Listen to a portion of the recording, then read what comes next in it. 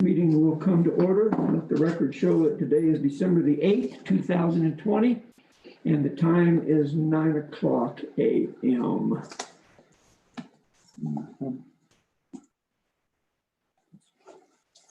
Vern, would you do the honor and lead us in the Pledge of Allegiance, sir? All right.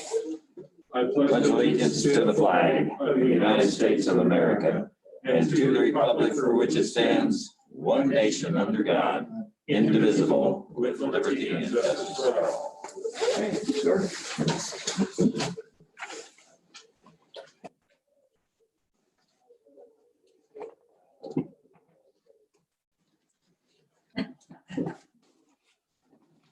And Madam Clerk of the Board, as you conduct the roll call, please.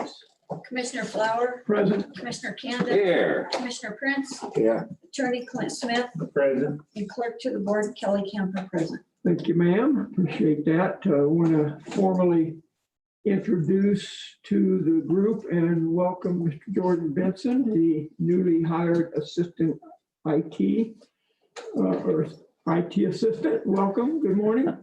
Also in the room today is IT Director Vernon Roth. So good morning, gentlemen. Thanks again for doing the technical side of getting our meeting live streamed and recorded or live streamed. I guess you recorded as well, right? It's double recorded, or Yes, indeed. you recorded and Kelly recorded, or is it the same recording? Two different No, recordings. two different. Amendments to the agenda. I have none, sir. I don't have any either. I don't think I do. You had a question this morning, not about or hiring, but I was interested in putting on the agenda, maybe for tomorrow, setting up an interview schedule for the right, for the candidate. hiring. But I thought there was something else you mentioned this morning. Okay. Maybe did it have to do with the sunshine law? Oh, yeah, that's exactly what it was. So originally, Clint, we talked about having a discussion on the sunshine law. That's not on tomorrow's agenda, correct, Kelly? Is that what you were gonna do in? Executive session, Executive yes. session. And that's why it never got on an agenda, because the conversation was, we'd have that in executive session, which we can certainly do. If it's a discussion about that, I'm not sure it would be appropriate to do that under commissioner items, and I'm not sure it'd be appropriate to add it as an agenda item, although since it's not an action item, I suppose we could consider adding it on the agenda today.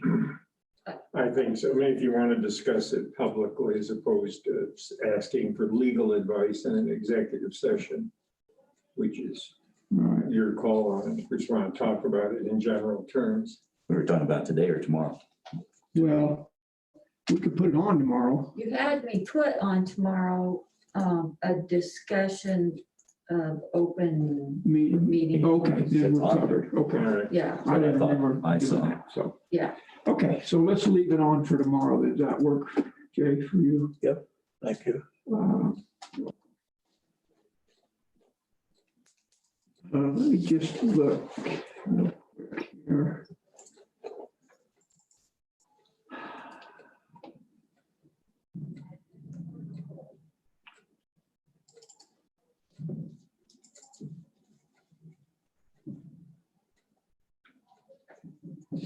Did you send out that agenda for tomorrow? No, not yet. Okay. Not the updated one. I typed it in on mine, but I know this was the original one, not the updated one, so, okay.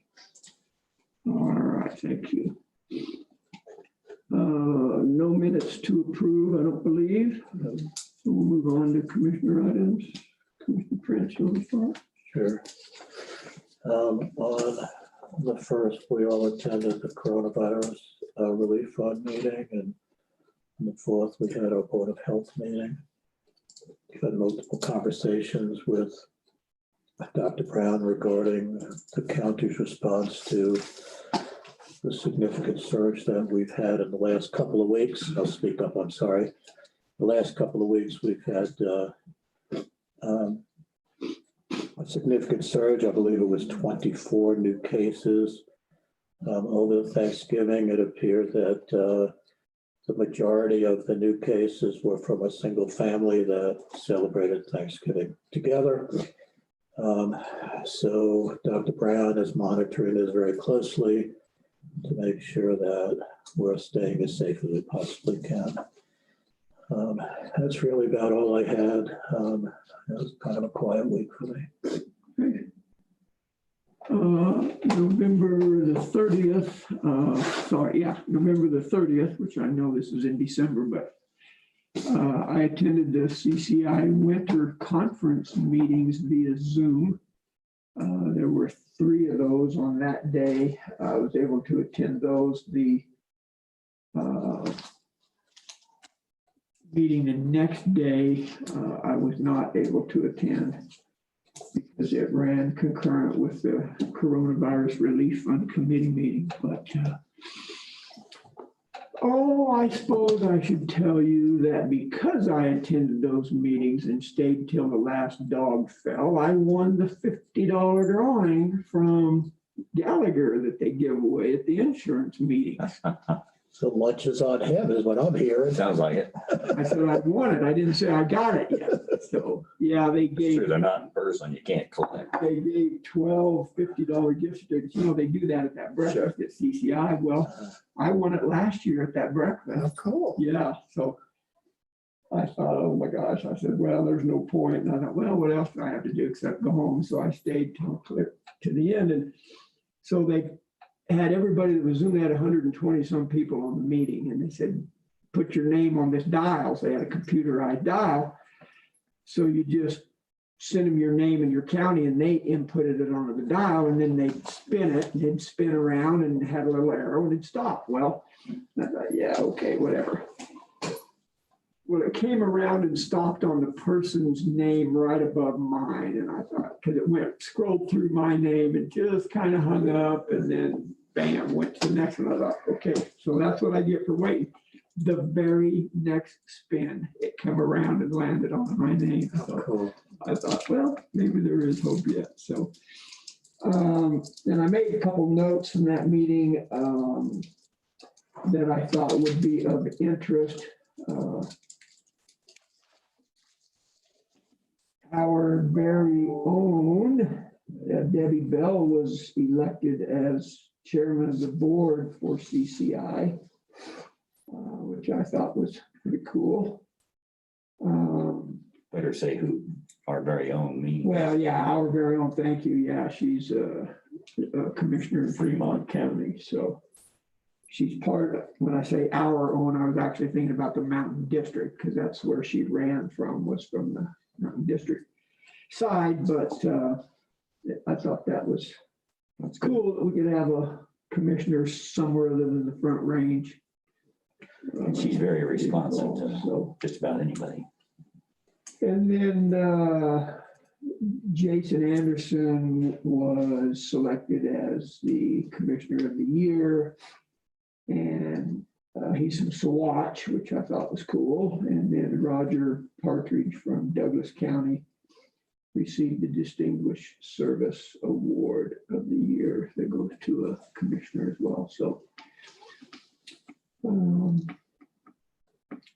then insurance meetings, you know, they go through and give their balance sheet statements and all that. So, and you may or may not know this, that Darius Allen, who has been the president at CPP, is retiring as a commissioner. He's done in January. So he was on the Underfunded Courts Commission with me. And so this last meeting was his final meeting there too. So I didn't know that. I hadn't heard that until I sat in on this meeting and they talked about it. So I thought, wow. Heard that. So December the 1st, CVRF committee meeting, attended that. Board of Health meeting on the 2nd. On the December the 3rd, the Underfunded Courts Commission met in Denver. Met virtually. They hosted it from Denver, but it was a virtual Zoom meeting, so started at 8, got done at 4:30. That was a long day. And then the 4th, we had the Emergency Board of Health meeting. On the 7th, attended the EDA broadband meeting with Trent for the federal application for the $1 million grant. And then I had a couple other things I wanted to bring up. Update on the request for bids for trash disposal. Those bids or requests did go out to the 2 trash companies. So we've gotten one bid back, waiting on the other. And then I sent you an email this morning that included a copy of a proposed bid letter to the newspapers. So if you'd like to get that in the works yet this week, it's fairly straightforward. I went back and researched. Basically says that we request a bid price for non-statutory legal notices, a bid price for statutory legal notices, and then a USPS statement of ownership form, which gives the circulation numbers and subscription numbers. So I know last year that got to be a little bone of contention. And so there is a form number. I didn't put it in there, but that should clear up any question about the subscription. So if you're okay with that, I'll go ahead and email that out today. Looks good. When are we asking them to respond by the 30th of December? Is that when it closes? And then we Yeah, look at it submit the the first following of information before the close of business on December 30th. And then typically we're scheduled to open bids. yeah, consider those bids on, I'm looking because last year it was January the 6th. This year, I think it's a different date, but maybe it's the 6th this year. Let me look. January 6th. You have to do the paper bids by the end of the year. I was thinking that we had to do that because of the January. Yeah, in the past, we've gotten the bids and then Yeah, opened and them and read them, and then, I think you vote on them, don't you? Yeah, we do. But, was was it on the 30th or in January? I'll have to look at the past minutes. let me look here real quick. While you're looking, may I ask a question? Yeah, go ahead. Did we or did we not decide that an exclusively online publication, actually it's not a publication, does that qualify as? Right, and that's what I asked if Clint could do a little I'll research. take a look at that. Okay. Oh, I thought maybe we knew the answer. It wasn't part of the formal record here. Yeah, that is a good point. I don't remember when we opened the bids. It seems like it was in January to me. Actually, it seemed like I opened them in November. Right. Oh, yeah, it was. Definitely open them It was, earlier. but it was, Right. I We can't sent- voted remember later. if we- yeah, we just started later. That's the difference. We sent the letter last year went out December the 6th. Notice for statutory and non-statutory legal publication bids for 2020. So let's see, it said sealed bids will be open during the next regular BOCC meeting scheduled December 31st. So maybe I better change that Under the floodline. deadline back to a week or so before that, and we'll consider them on our meeting on the 30th. Does that make sense? Yep. Yeah. So we can talk about it on the mid-month one time. 31st is when we would have our last regular meeting, so. So you want to change that So I would say probably then, if we're gonna do that, we ought to have them no later than the 23rd, maybe. Because the Does say- 24th and 5th are holidays, pardon? We opened them on the last day of the year last year, Right, but the bid will be awarded at the January. yeah. Yeah. So if we have the due date, the 23rd, and then, Are there meetings set, 5th and 6th or something, or? of January, Yeah. no, we don't have two, we only have one, and On the it's typically the first Wednesday. The second Tuesday of January is when we'll have our first meeting. Oh, I was thinking first Wednesday, second Well, Second Tuesday. Tuesday. January 12th is, I got the swearing in on January 12th. It's the second Tuesday of January. Yeah. So that's the first meeting. Oh, okay, all right. Second Tuesday, yep. All right, so So when that's when's when this we- new, this letter gonna have, the please submit for, it's gonna be December 23rd, you said, right? Correct. And then I'll just make a note here, bids will We'll be considered at the BOCC meeting, on the 31st.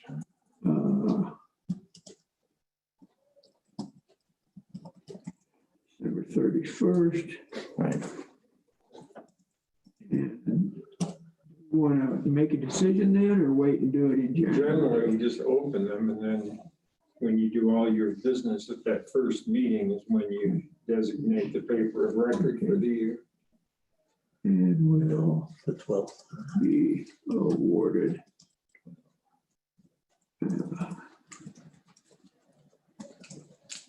kind of a crazy tradition, but it's a tradition nonetheless. Yeah, I don't know Value of opening them. what the purpose is, other than we just go through all that county business on that day, but Well, Set the schedules and you appoint various heads and everything. if we're gonna open them on the 31st, well, the only thing I would add is on the 12th, there'll be a new commissioner, Right. Chair, Mr. Day. And he may want to have input into this. Right. I don't want to straddle him and you folks with a decision that'll be a year when I'm only here. for- Depends on the bids too, why we would wait and discuss it, that's probably not bad. so have them due on the 23rd, Open on the 30th. open on the 31st, and award on the 12th. That's what I would suggest. That way, Mr. Day can have his input. All right, I will send those out today. The letter for the trash bids has already gone out. I'm assuming we should follow the same Protocol. format there. We've already gotten a bid in, so Awarded on the 12th. yeah, I didn't write that bid letter. Kara did, and she did it while we were in a Board of Health meeting and sent it, and I didn't have a chance to review it. So there was some things I had to follow up on. Well, let's fire. Let's blame it on the Yeah, guy who's let's not here fire. anymore. Rascal. So that's where we're at there. So I do have a question though, while we're looking at calendars, if you don't mind, please. Mhm. The first week of January, are we going to have a meeting or will the 12th be the first 12 week? to be the first. Second Tuesday. What? She said second Tuesday, which happens to be. Yeah, well, that's the swearing in. I just didn't know if we could have one the first, because we normally have one the Yeah, for first. some reason I thought we had that was on the 6th, but I know Kelly had told us we were swearing in on the 12th. So Right. I was just in that mindset of either the first Tuesday or Wednesday. I don't know why we don't, but yes, we don't. Well, they just have never had one because nobody gives their reports in January. Right, we don't have staff reports in January. Last year, we did it on the 8th, according to this. Yeah, that's what I'm looking Is that the second Tuesday? at. Must It's a have been Wednesday. second. that was a Wednesday. The 15th, we had a meeting, and then on the 31st. Right. Did we probably didn't swear anybody in last year. No. Didn't we swear you in, Bill? Not the year before, Oh, okay. I think. Yeah, 18. Had 2 in a row.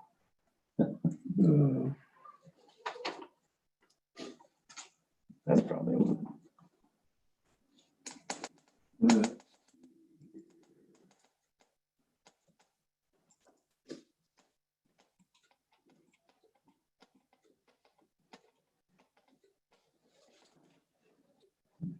Is that statutory, Kelly, swear in on the 12th? Yes, Okay. I'm So good. I'm assuming that's really what's driving that date this year, huh? yes. Do you think we need to have a meeting on the 6th? Or no? That's up to you guys. I personally just don't never think we do. have. Personally, and the reason would be we do it on the 31st. That's concluding business. Everybody's gonna be gone. I don't know what value it would be Gone. being through the holiday, Oh, first. And, it's just when it falls. Yes. My only thought was potentially we might need some Board of Health meetings somewhere in the middle of all of that. And we could, but that's separate. Well, we would be doing that anyway, regardless. yeah, that wouldn't drive our commissioner schedule any, but. And then I wonder too, I thought about this last year, now saying, Kelly, is, I wonder when we set the 2021 calendar, if we wouldn't be smart to at least set the date for the first meeting in January, so that it gets on that calendar, the meeting dates. I don't know if there's anything that would preclude us from doing that, but I don't either. it would, to me, and from where I sit, it would help simplify some things about that transition from the end of the year to when is the next meeting. We wouldn't be having this discussion if we decided that, although it might got biased that we were swearing in, but probably Kelly would have said, wait a minute. I just sort of assumed that because that's when we came in, we got sworn in. It happened twice in a row, and that was the first meeting. Yeah, and my assumption was we usually meet on the first Tuesday and Wednesday, but I knew in January we only met once, so I just automatically went to the 6th. But I don't have a problem meeting on the 12th at all. By statute, we need to do that. If, Anyway, so and the swearing in isn't going to detract a big amount of time from our schedule, the agenda. I mean, it's not like it's going to add another hour that we should do it at a different time, but. no, I don't know why we couldn't set the first meeting of this following year so that that's on that calendar that you it always just be look at. you called it the second Tuesday. So Well, swearing in. The swearing in is On always on swearing the in, second yeah. Tuesday. Well, And does that only apply to commissioners or would that be Everybody. anybody? No, everybody. Do they have to be sworn in at a commissioner meeting? No, it's a swearing in. No, it's just because there's always a commissioner involved, that's just, it always lands during that. Yeah. I mean, you wouldn't even have to have a commissioner meeting that day, I guess. You could just have a swearing in. True, yeah. It's just, Well, if there weren't any commissioners involved, then you do your own swearing in to the sheriff or treasurer or whoever, right? right, but That there's doesn't, always a commissioner involved. Because every 2 years, a commissioner gets elected. One year, Yeah. 2 the next year. But you have an off year. Yeah, you always have an off year, but Right. So I was thinking about those off years, like in 22, in 22. we have won't, right? Well, look at, No, look, because that will be 23, will be the swearing in for 22. just looking at the practical side, because that happens all the time, rather than worry, I think you could have a policy that just says, because it's the big holiday season, there's not a lot of business, and we are meeting on the 31st because we have to in order to get the paychecks out, basically. We could always have it on the second Tuesday of the new year. And then that would take care of the swearing in when they happen or when they don't. There's no, we're not gonna quit. The business isn't gonna fall apart because we're a little longer after the new year, getting everybody back into the saddle. I know a couple other counties have delayed things. I don't, and probably others have them earlier, but it has nothing to do with it. I think it's a practical thing to do. It's just, you make that the standard. Second Tuesday of January, the new year. Yeah, see, in 2020, we met 3 times in January. This year, we will probably only meet twice. If we decide, right? Well, yeah, we have to meet on the 12th. We don't have any. We're gonna have that, and then the mid-month is too early to, So, so just go to the end of the month. Be okay. And when undoubtedly, we'll have a Board of Health meeting anyway. If you wanted to meet again in January, you could do We meet enough. earlier, My and then the humble 12th opinion. could be your mid-month, and yeah, I don't have a real feeling on it either way. I think we've all planned on 2 meetings in January this year, right? Not all of us, sir. Okay, you were thinking He's 3. meeting in Belize. I was thinking of Zero. one for me. Well, I was thinking of none for me. Oh, really? But I will come to the swearing in because How attractive you I'll are. root you all on. All right, well, let's move on. then. Well, hold on just a second if you don't mind. Well, that's why I'm asking to move on. is all. I know, and I say, if you don't mind, I'd like to hold on just a second here, Go ahead. because I'm not ready to move on personally, but so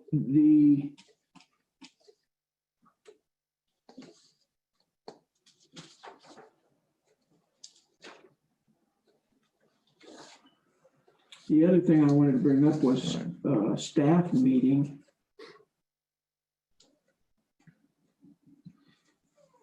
Which is on the 16th. Do you think we should have that, given the situation with COVID? I would suggest we don't have a formal staff meeting, but maybe notify the supervisors that if there are any issues that any staff would like to discuss, we could handle that. I'm just concerned about getting us all in a big room. Yeah, they could bring it up on one, I'm scheduled to facilitate that meeting. I can send out That's regular BOCC meeting too. yes, send out a request for concerns. Right. And maybe we could. I could discuss ask them to it. do that early, and then if we needed to discuss that at the commissioners meeting, we could. Yeah, that's right. I think that's a good idea. They don't have any concerns, right, Kelly? And we have a Board of Health meeting after that on the 16th, the scheduled one. Yeah. So I will send out the newspaper bid that we looked at with those changes, and then I'll probably revisit the trash. Do you think we do the same thing on the trash? Yeah, I would think what we've done in the past is the first meeting after the new swearing in is when you make Go all through all the that, decisions, yeah. do them all at one time. You pick the chairman of the BOCC, choose the paper record and things like that. Let me see what she sent to them. That was part of the problem is I don't think she included any of the dates. I think she just told them we needed that information. So I'll follow up with that. We don't need to take time to do it now. With who? It's just one paper, one trash company. Well, one already sent it in. Right? Yes. So the other one, we just Right. need to say, here's our deadline, so please comply. Uh, Yeah, I think that's reasonable. And I don't know which one it is, who sent it in, Right. didn't, nor do I want to know. Right. That's why I'm making a generic question. Yeah, and I may send that to both just so that Sure. if they want to resubmit, given the new time constraints, they Certainly can do can. I that. don't want to. Like to be transparent there as much as possible. Don't we So, also request letters of interest for appointments to various boards? yes, we Yes, do. we do. And I've gotten a couple, or at least Kara had, but not near as many as we should be. Airport board, tourism board. Yeah, all the Right. boards, there's a list of what, So- 16 of them or We something. need We to- received 2 letters of intent from tourism, and that's it. that I'm aware of. So, But we haven't sent out an announcement asking for it. That's right. We need to do that. so I'll send out that as well, as to the best of my ability. And now I think that's all I had under commissioner items. Commissioner Kenda? Yeah, a couple things. Been pretty busy. It seemed like since the last meeting, the Justice Center, of course, was a big deal. That participated in, gave the briefing, and I understand we were awarded the grant. And that's good news. Absolutely. And then about that same time, I'm also a director on the highways and byways. And we had a very good meeting where they established a new process to open up the year and get advertising going. It's they've been working with the tourism board up here as well. And we've had the BOH meetings we've all mentioned about. The tower project, I did participate in yesterday.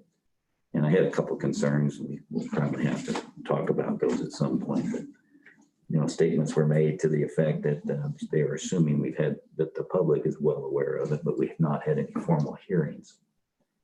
So I'm just concerned the impression at the state level. So they had even made a statement that. Can I ask a question? Yeah. Both you and Tom were on the meeting together. That's right.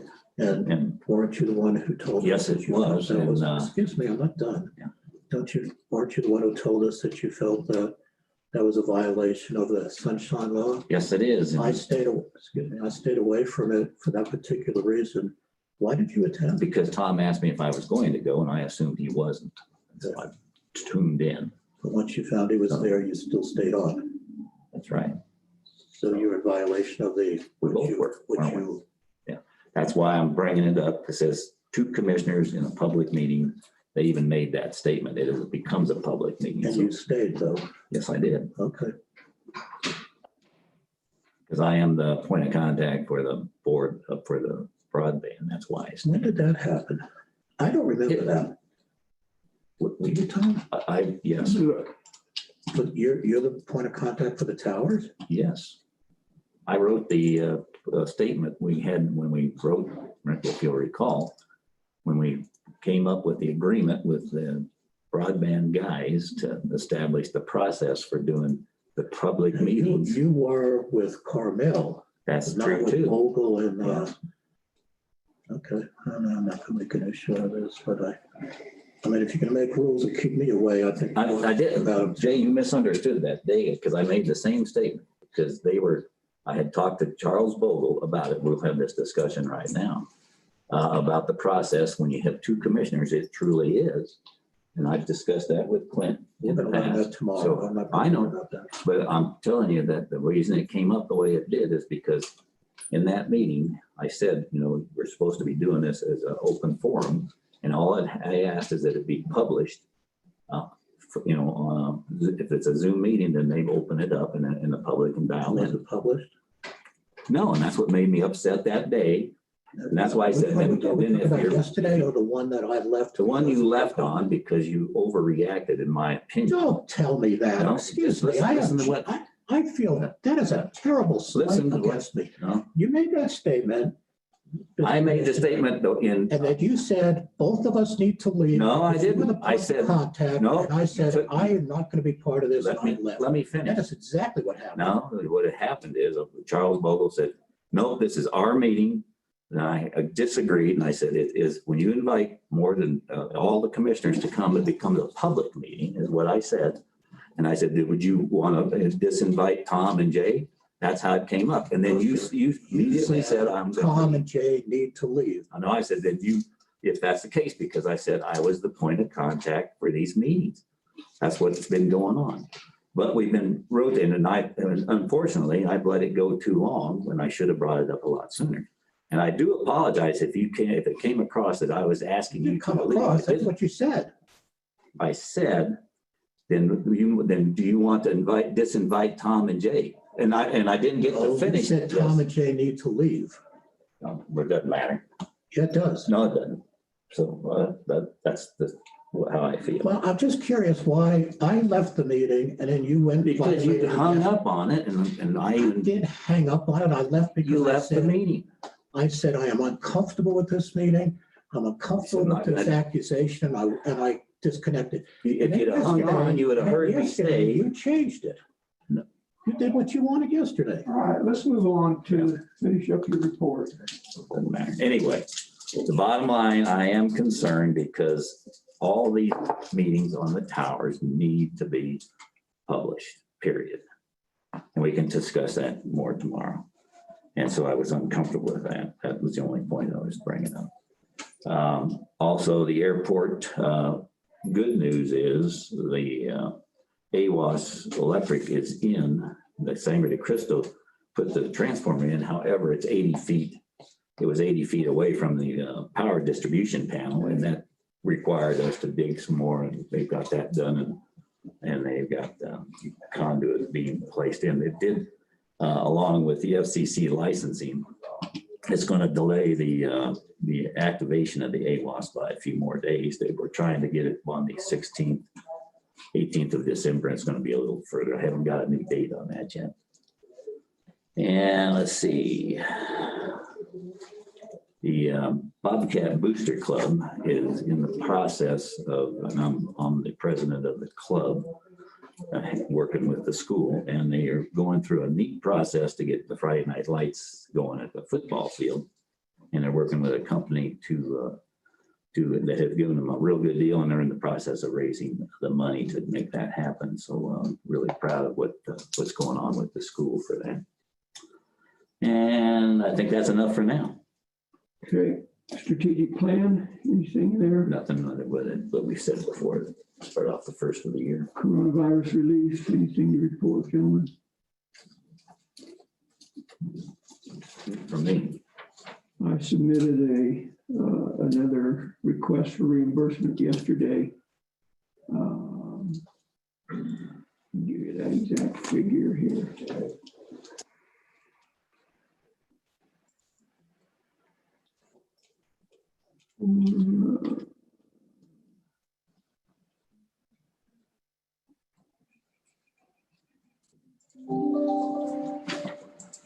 Should have had this put out. I may not be able to pull it up from this. It was $4,000 and some for stuff that the county, I think all of it was the stuff that the county had purchased through Vernon that was part of his original request to purchase, mostly PPE stuff, gloves, and I guess I kind of had either missed it or forgot that we approved the purchase of gloves and sanitizer for the gas stations. I remember talking about it, but I thought we decided not to do it because people were just helping themselves, but we must have revisited it because we bought 800 pairs of gloves. For the gas stations? Did they request it or did Dr. Brown request Assuming it for it them? came from Dr. Brown. Yeah. I think it did. But anyway, I submitted that as part of that 4,000. I think it was $4,700. I don't have a problem. And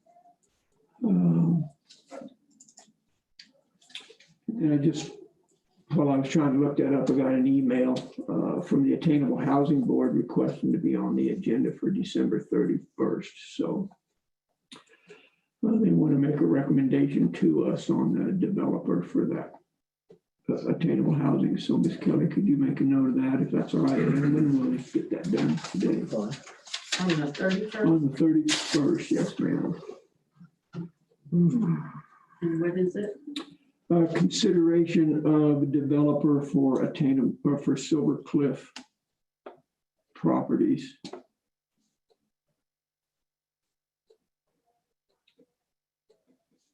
Consideration of selecting a developer for the Silver Cliff attainable housing properties.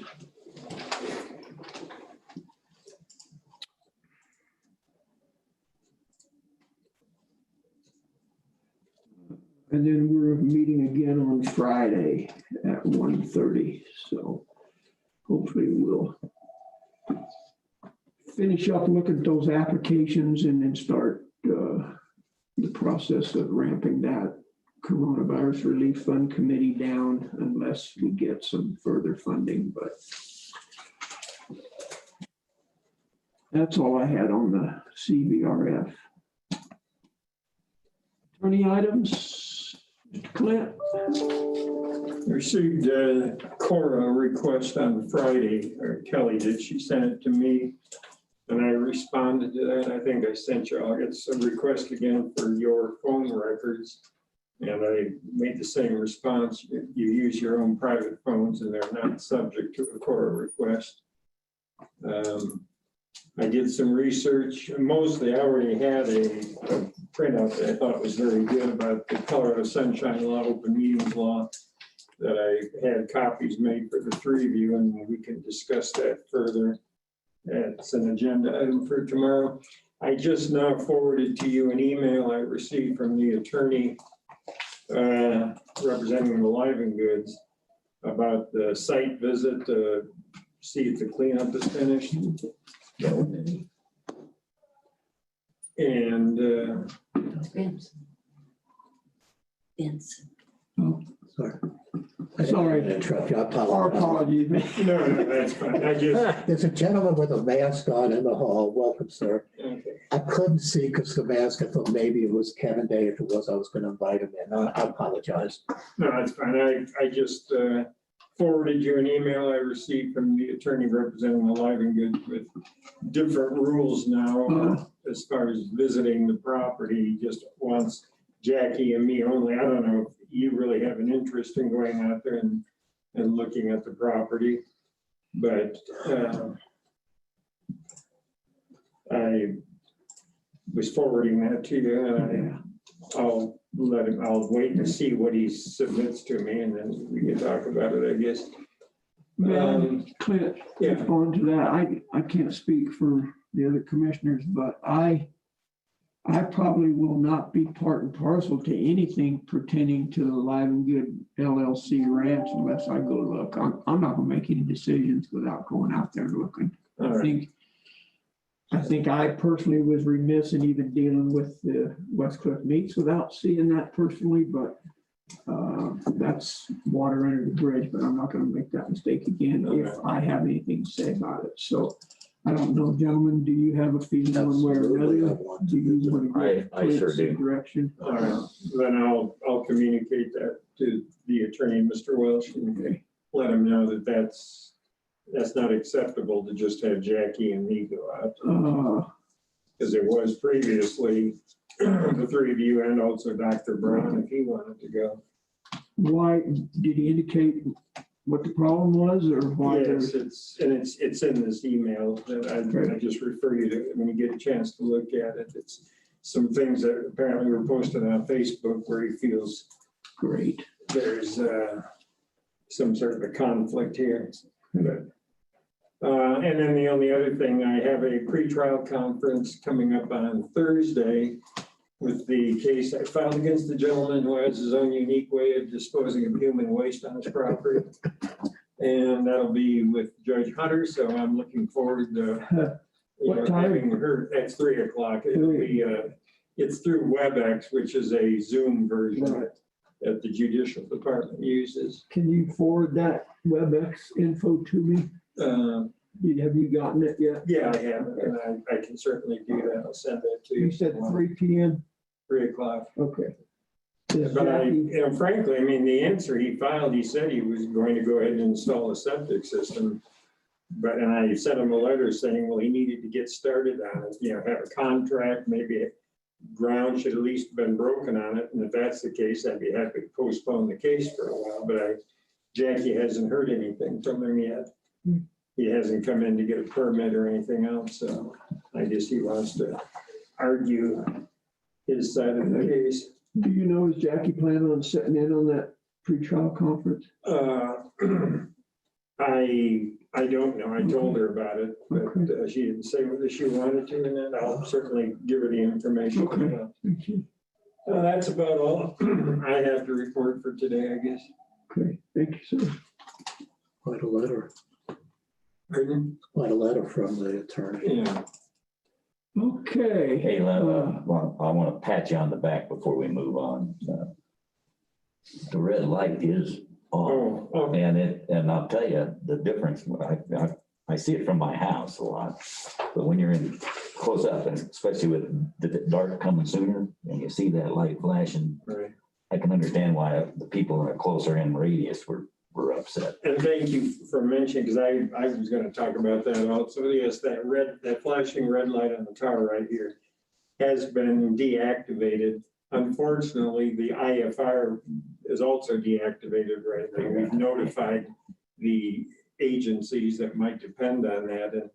And but Tillman Infrastructure, the company that put the light up, is trying to come up with a fix where they will just have an IFR light there. So, Right. but right now there is not a light. But I'm sure those that complain about having it flash in their windows. They're not going to say thanks probably, but I got a lot of complaints about that. So yeah, the light's off now. Received an email from the chairman of the board of directors for the fire department, and he asked if there was a possibility of changing the color from obnoxious red to either a blue or green or whatever. So, And I would, one of their offers when I was talking to Tillman was that they could put it on a switch. Where it could just be, but somebody then would have, have a responsibility for, and I don't know exactly where this switch would be, and just turn it on when needed, which. Yeah, and I think I sent those responses to you, search and rescue wasn't interested in that. They didn't think that'd be viable, nor did the fire department. Okay. the other option is what they do is you have a radio frequency that activates airport lights, and you can make that activate an IR light as part of the switch, but that needs to be talked with Tillman. And the option come up.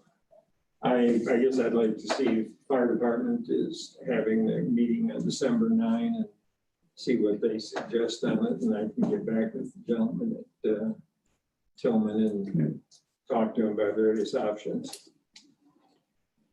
Yeah, I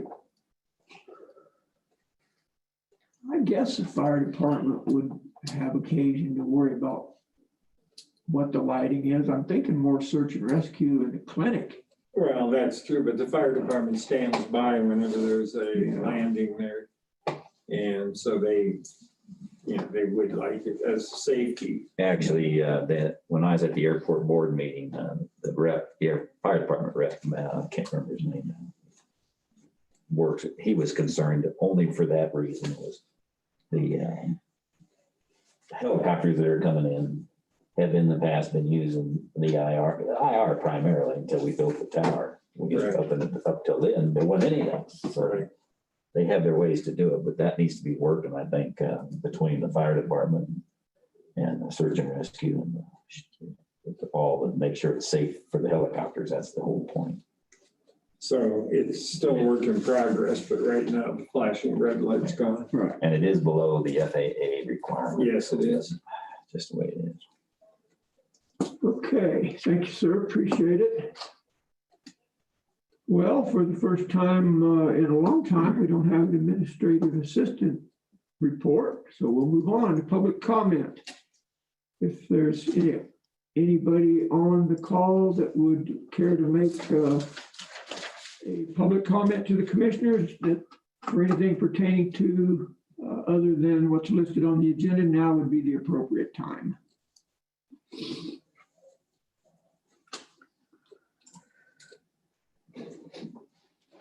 Let's see. We don't have a lot. Bob, you okay? You're good? Okay, thank you, sir. All right, hearing none, we will move on.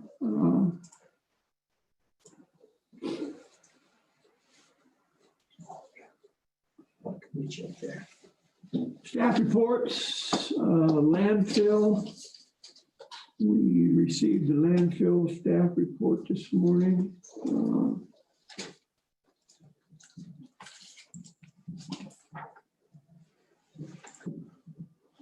I got so many pages open, I can't keep them straight.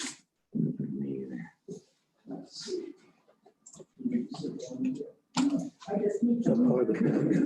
Kelly sent that to us this You morning. just sent it to media reports. Pardon? Yes. So we've got 2 pages there. At 8:44.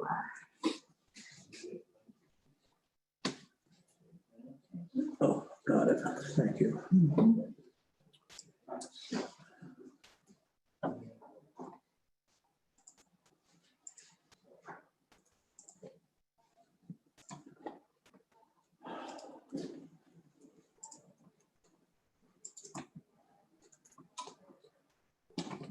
So I think if we look at his staff report, the first non-financial report that he gave us.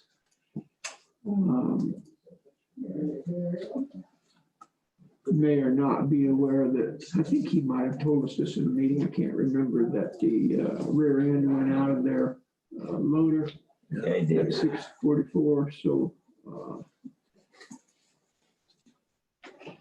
they did get that done. I have not seen the voucher on that yet, but he estimated that to be around 30,000, so. For the total job. Yeah. Including that rebuild part.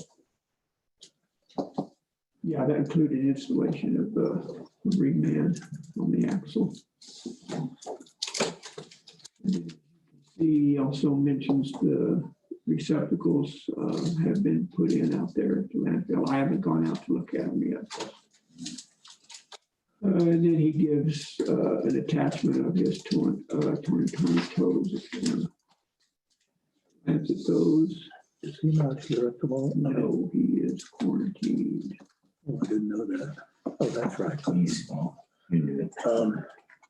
Does anybody have any update on the tenacious, whatever they are, unicorn? Well, that's what I just said. It's in that letter that they put their receptacles out at the landfill. Got it, thank you. Any other questions, comments, concerns about landfill? Okay. Good to move on, Commissioner Canada. Mhm. Okay, Road and Bridge. Mr. Vince, are you available? Yes, Good There he morning, is. sir. How are you? Good morning, Sorry sir. for the delay. Pull the chair You're welcome back, have a chair. to Have a seat. Thanks for coming in, Vince. We appreciate it.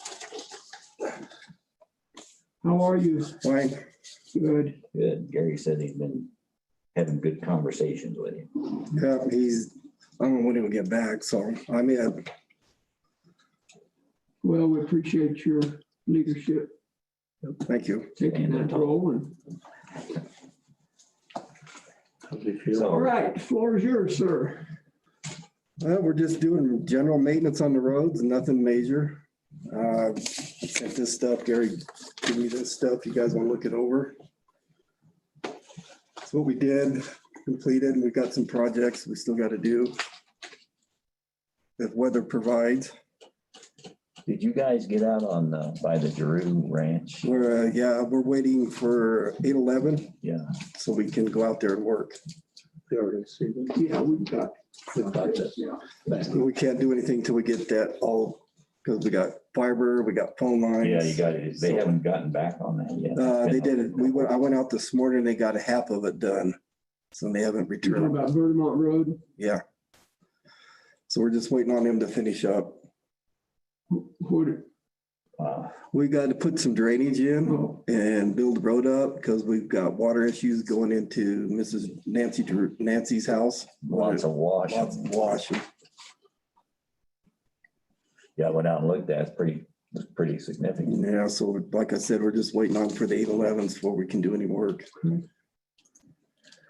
Just because I don't know any better, just when the ground freezes and stuff, does that make your job of grading and stuff harder, or does the machines not care?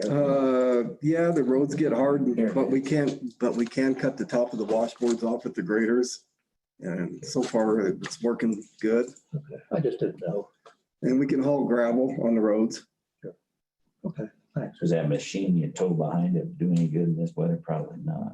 No. Great Rumor. groomer, no. It needs to have soft material. Yeah. yeah, just wanted to comment too on Muddy Lane. That's We're working on it now. coming along great. What we're doing is we're getting gravel from Seifert's because it's closer to a haul and we don't have so much hours in trucks. and we're mixing it up. Yeah, boy, elevating it made all the difference in the world. Yeah. Ramping up to that culvert and cleaning out that, I mean, that whole project is, Yeah. I think. We should finish that this week, putting fresh gravel on top of it. Cleaning out that hard ditch, and I see they're getting ready to reinstall that fencing, which was part of that whole request, so. Yeah, I think it looks great. I forget the number, oh, that's 150, is it? County Road 150. Yes. So, anyway, yeah, I think you guys' efforts have really made a difference on that road because it was getting rough.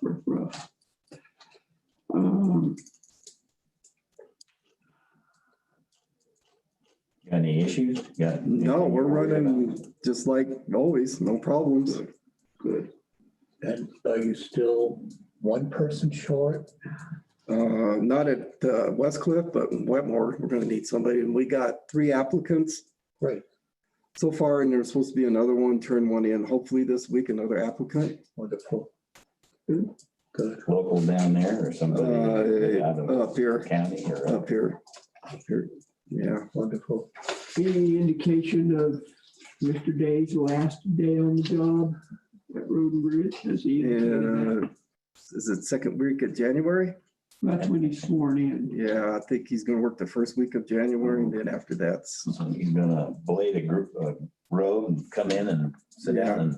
So this is tongue in cheek, okay? This is more jest than anything else, but sounds to me like you got this thing running like a well-oiled machine. Do we really need Gary around? That was a joke. No, That was we a need joke. Gary. I didn't We mean need anything Gary. negative. I'm just kidding. What I'm really doing is complimenting you on a good job. all right, thank you. Thank you. Yeah, any issues or Nope, assistance that we can be or everything's? going yeah, I good? figured if while Gary's out being ill, if I have a problem, I'll call one of you guys. There you go. Thank you. All right. Thank you so much. Anything else, gentlemen? Thanks I'm for good. I've coming in. good. It's Appreciate okay. it. All right. All right. Thank you, sir. Have a great day. See you later. See ya.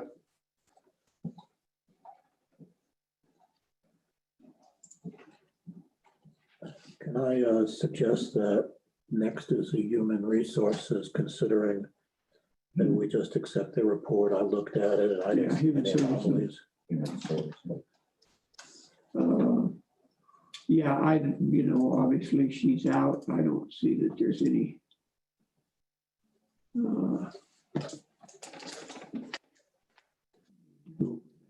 I agree.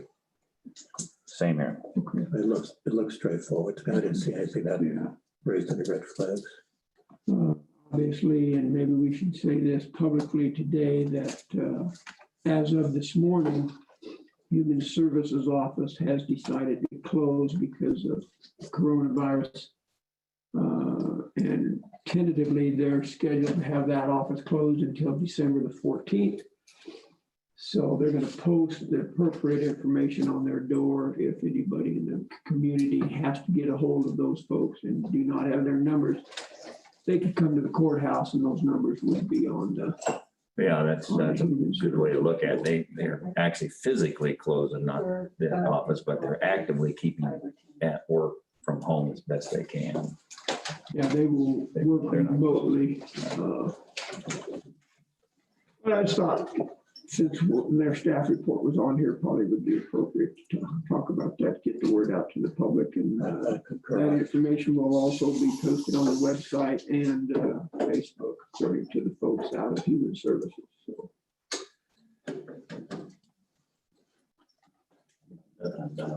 okay, I can't see in the hall. John is- Okay, John's so out there. Veteran Service, Mr. John, you are up, sir. I apologize, I can't see you around the corner, so I wasn't sure if you're here or not. Thanks for sending. in your- No problem. Bill, how you doing? Good. Yeah, thanks for sending your, That's your report. All right, so for November, lots of telephone calls. Office visits are kind of dwindling a bit. Waning, huh? Still doing home visits. I do have another World War II veteran that I am taking meals to 3 days a week. Wow. You doing that personally? No, I'm doing that, I as mean, part of the, through your job, but you're doing it, not somebody else. Yeah, You're no, physically taking the I am meal. physically taking the meal to him. He lives alone. And so part of it is just to do a welfare check on him, as he is 95 years old as well. In the county or in towns? He's out in Rosita. Okay.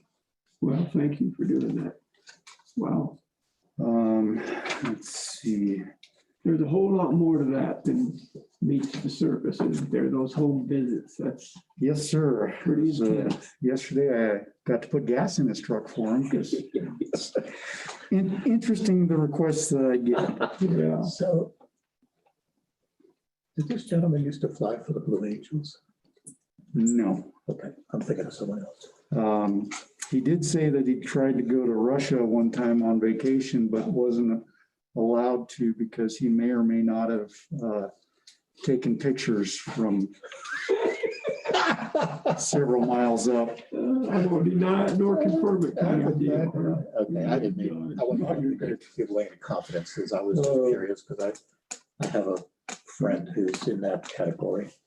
Yeah, he was a 19-year-old bomber pilot in World War II. Wow. Flew in 3 wars. Wow. Yeah. What a guy. I forget, John, can I ask you a question? Somebody sir. asked me this. To the best of our ability in Custer County, what do you think the number is of veterans that live in our county? I've been trying to come up with a number for a year and a half. I would say my best guess is somewhere around 1,100. That's 25% almost. Yeah, and the person that asked me thought 1,700, and I said, I think that's a little high from the last conversation we had, but I'll ask, so. Yeah, I've been trying to, figure out a way to get that number accurate, but, with our rural. So that's a quarter. Yeah. I mean, we are definitely the highest per capita percentage in the state.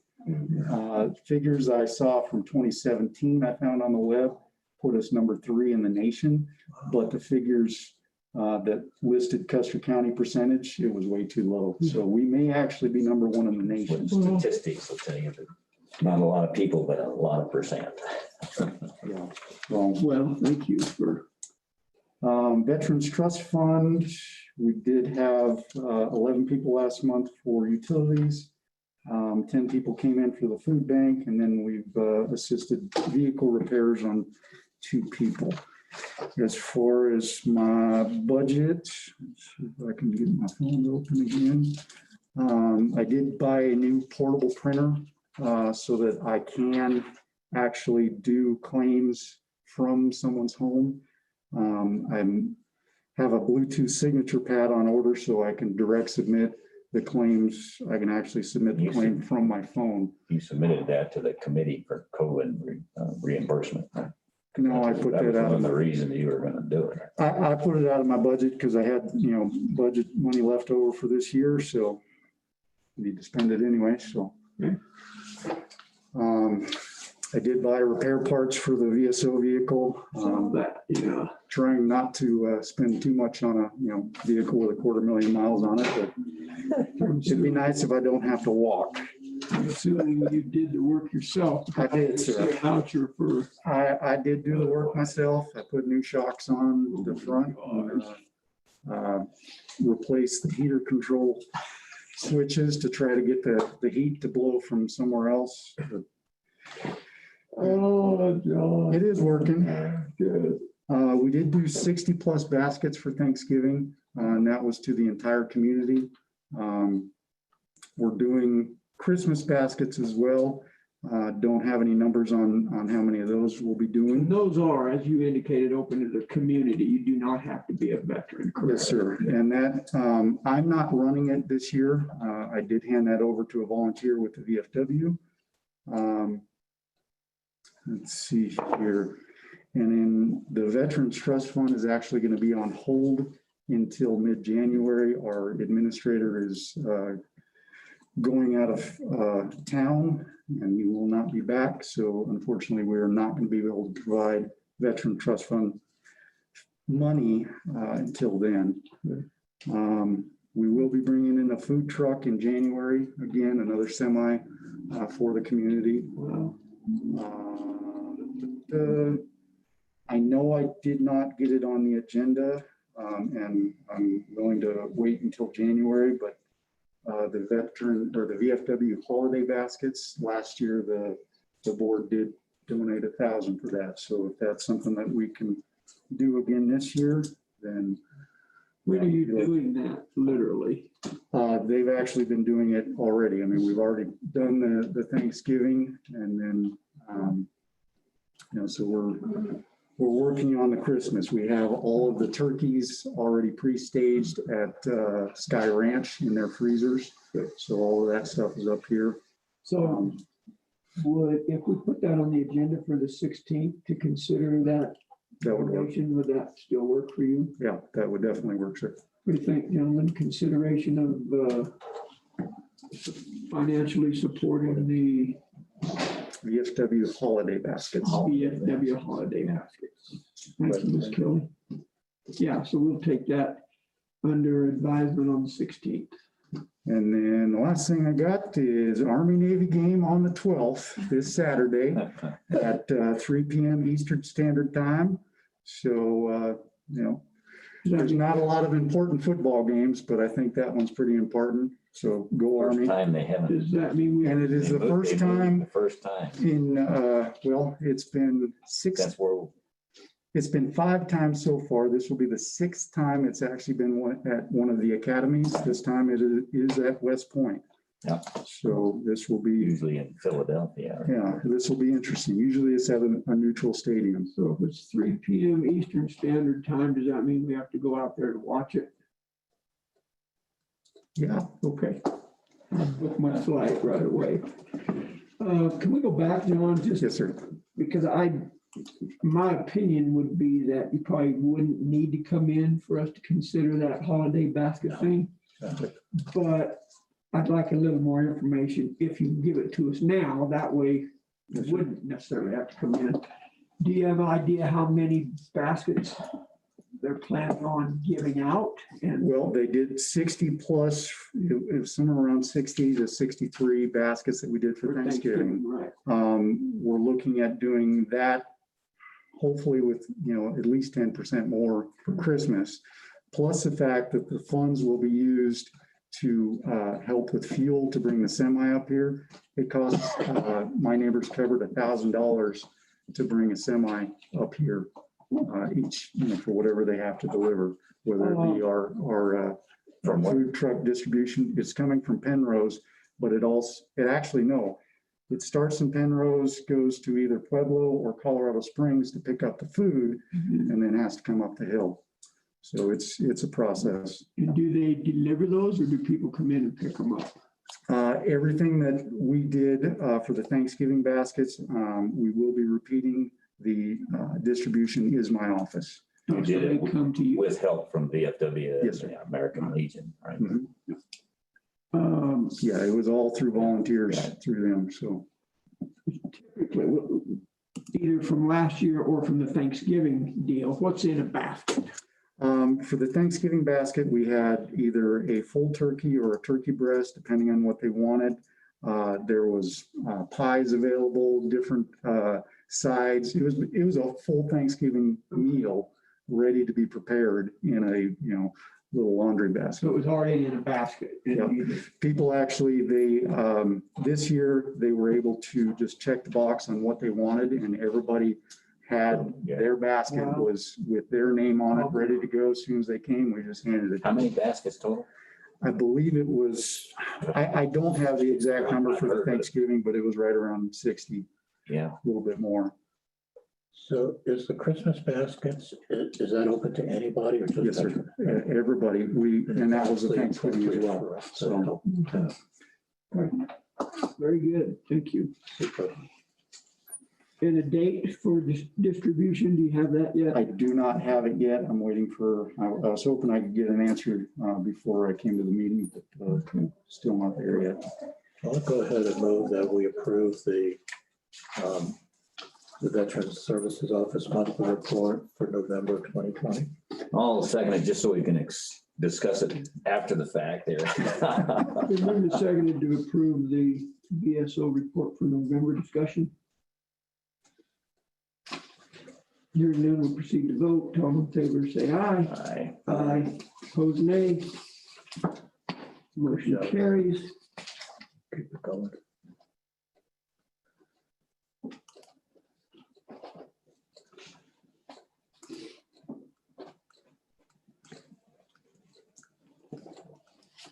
All right, so thank you very much.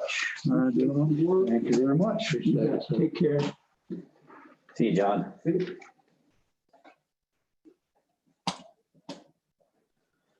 an extension. Who could that be? Kelly's gonna do it. Yeah, Kelly's good. Next, staff report, extension office. Good morning, ma'am. How are you, Linda Barry? Good, how are you guys? Doing well, doing Good. well. Good. In your world? Yeah. I feel like I'm always doing like 20,000 things, so, there's that. Yeah, so did you guys get, I Did you send submitted, it from you? no, I sent it to Kelly, but at like 2:00 yesterday, So so, then we don't. have it. okay, sorry. I didn't see it, Oh, but I wasn't here yesterday okay. and I tried to glance down through there. So, yeah. That's okay. It's okay. I just can tell us make a what's up. copy. No, tell us what's up.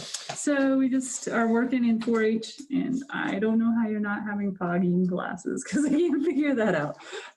Because my glasses Well, fog watch, 'cause all you the laugh a time. lot. Yeah. They do. Okay, so 4-H re-enrollment for members and volunteers, that's what we're up to right now. We have a new online enrollment system, so we extended deadlines to the end of next month, just, trying to accommodate all the new changes within 4-H. In our STEM after-school program, we have a small but consistent following of youth, about 6 to 10 on average. This month and last month. Still meeting over there?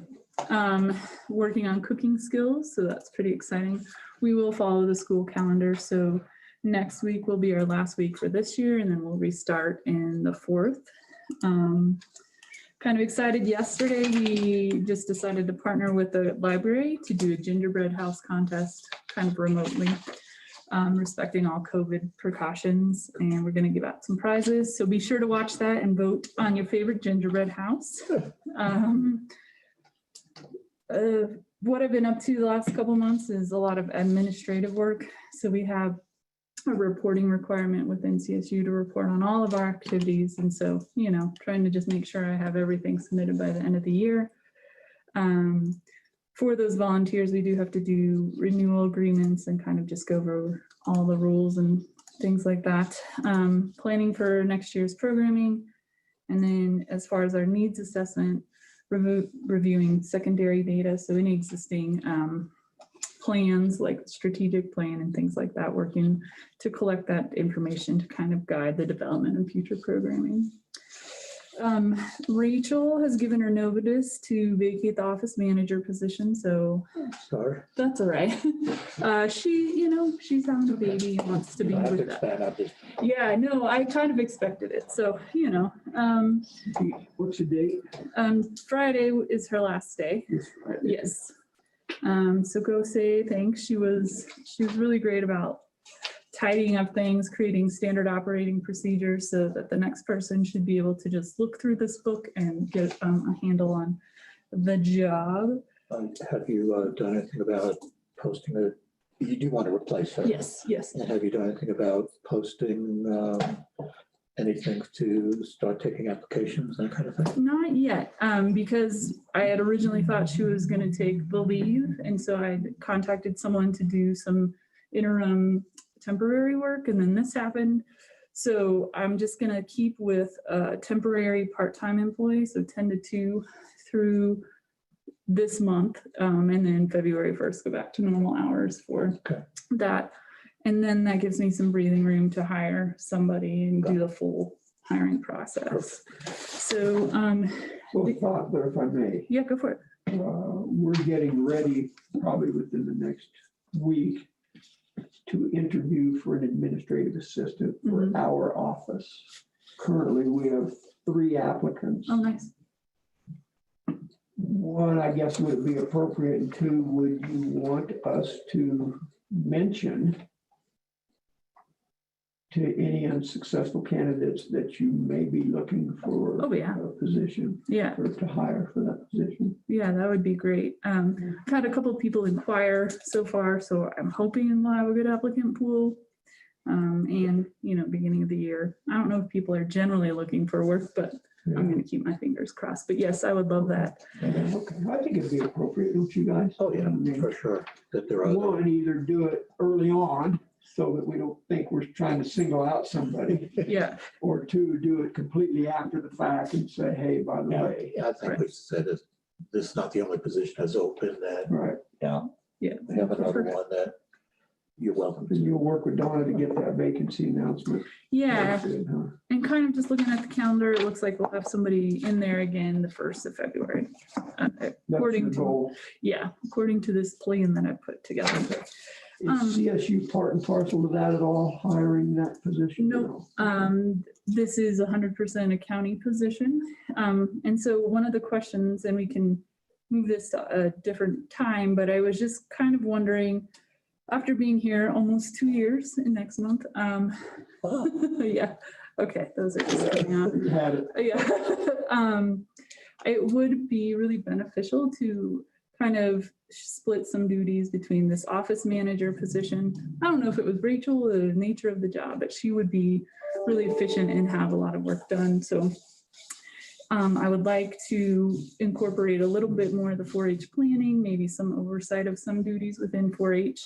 I think that would shift the balance and allow me to do a little bit more programming for adult programming and things like that.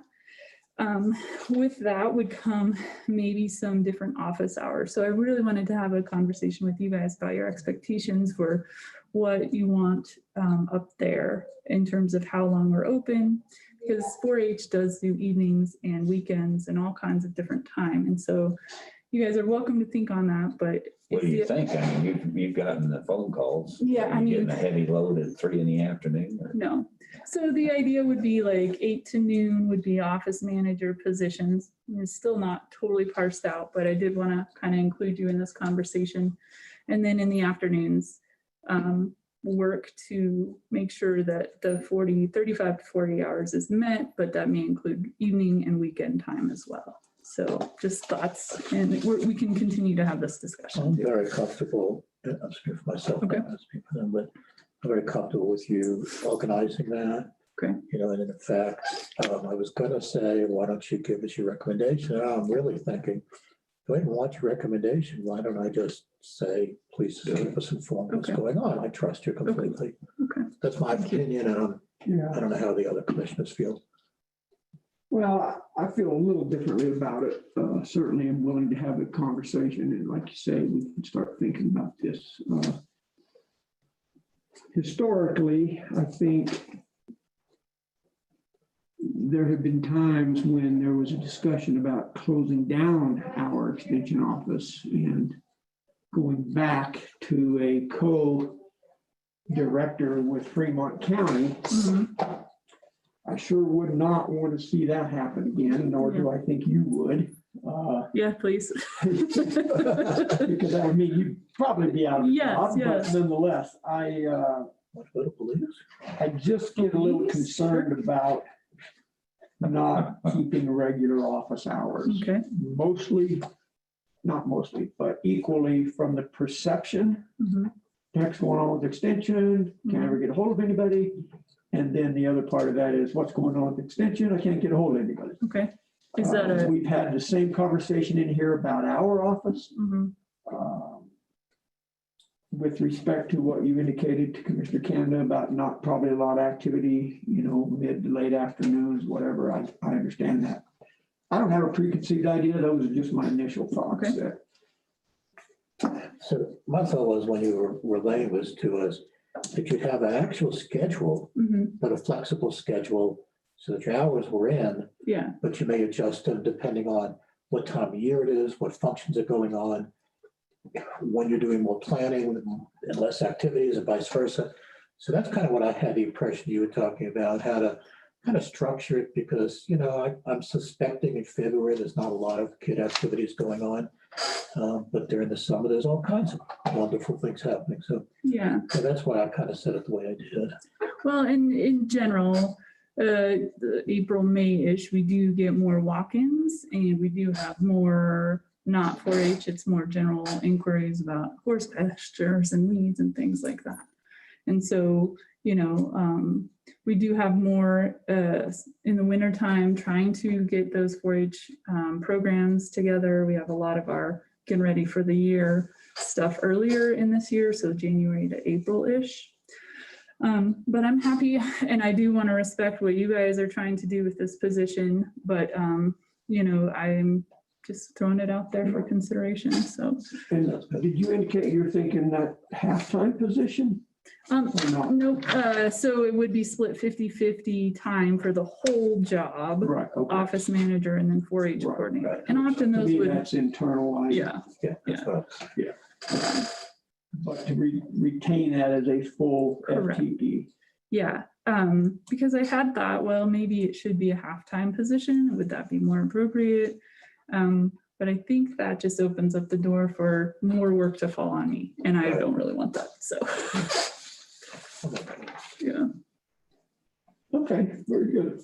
So I do have a job description that I kind of put together. If you guys are interested, I can make copies, but this is pretty much what I was thinking, like 50% of the time, office manager. And then the coordinator time would be a lot of kind of this background programming, but maybe present for those outside of courthouse hours duties. Wouldn't mind emailing that to me. Sure. I'd like, thank you. You're welcome. Yeah, if you just scan that and shoot it to us, that'd be great.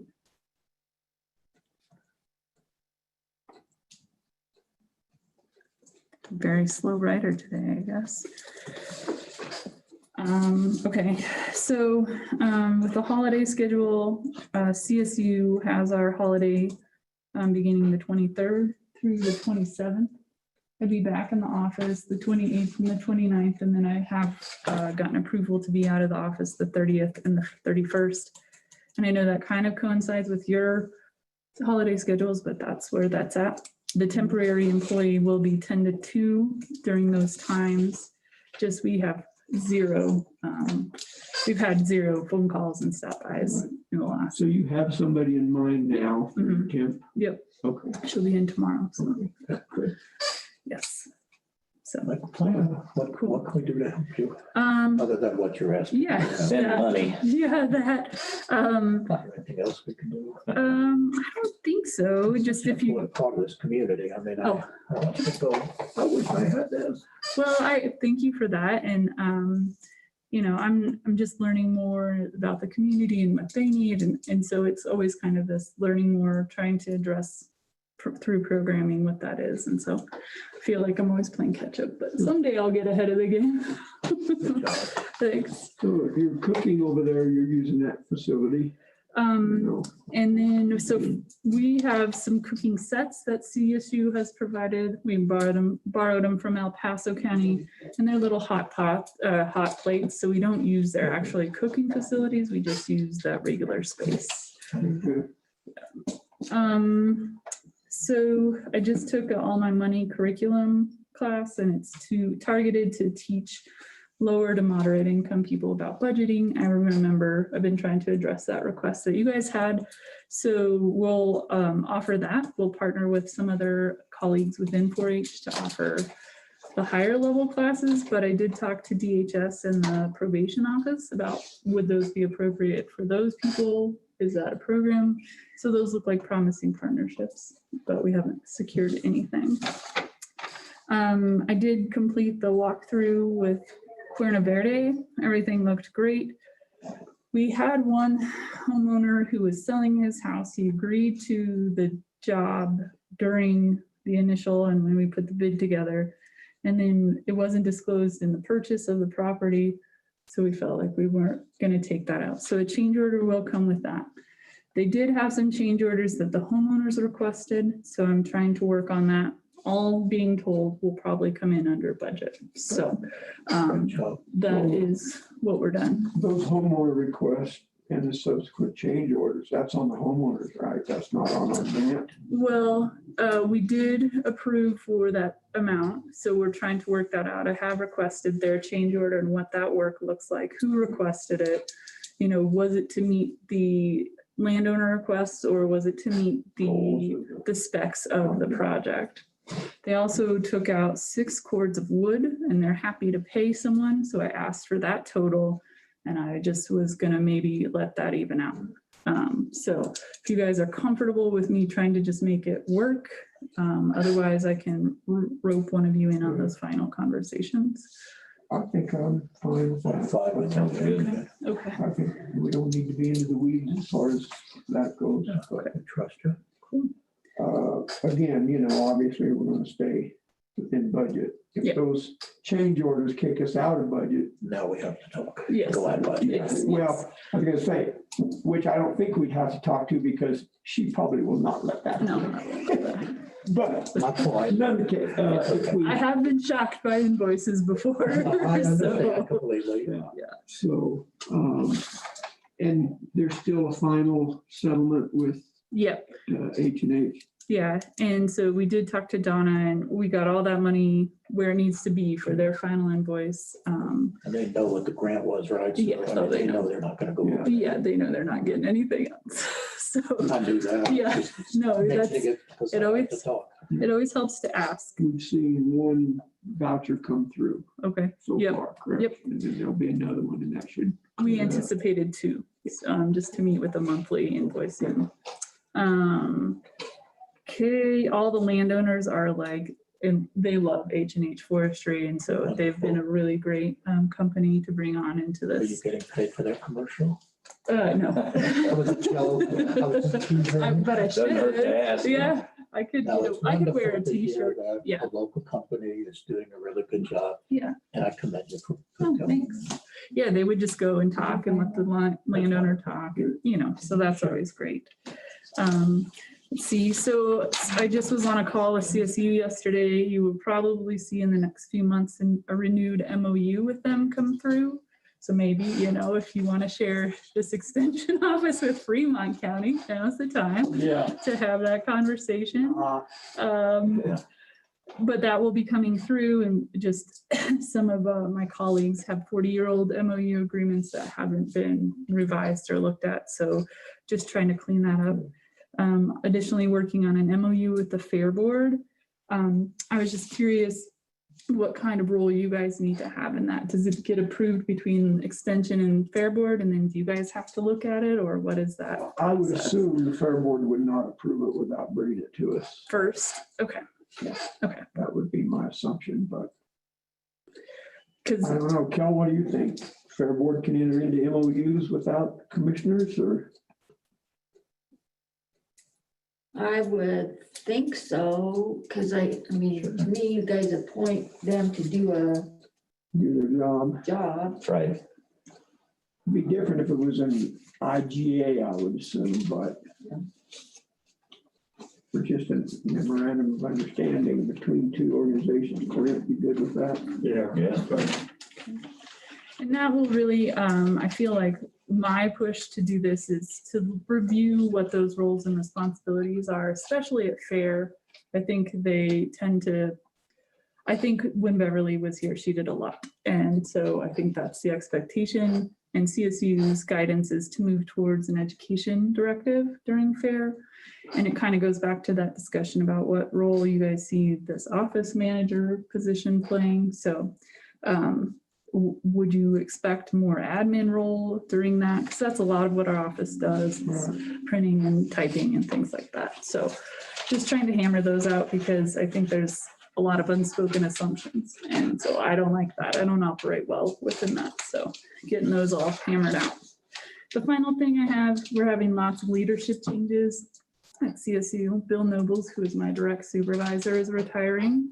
So his last day, I think, is next Friday.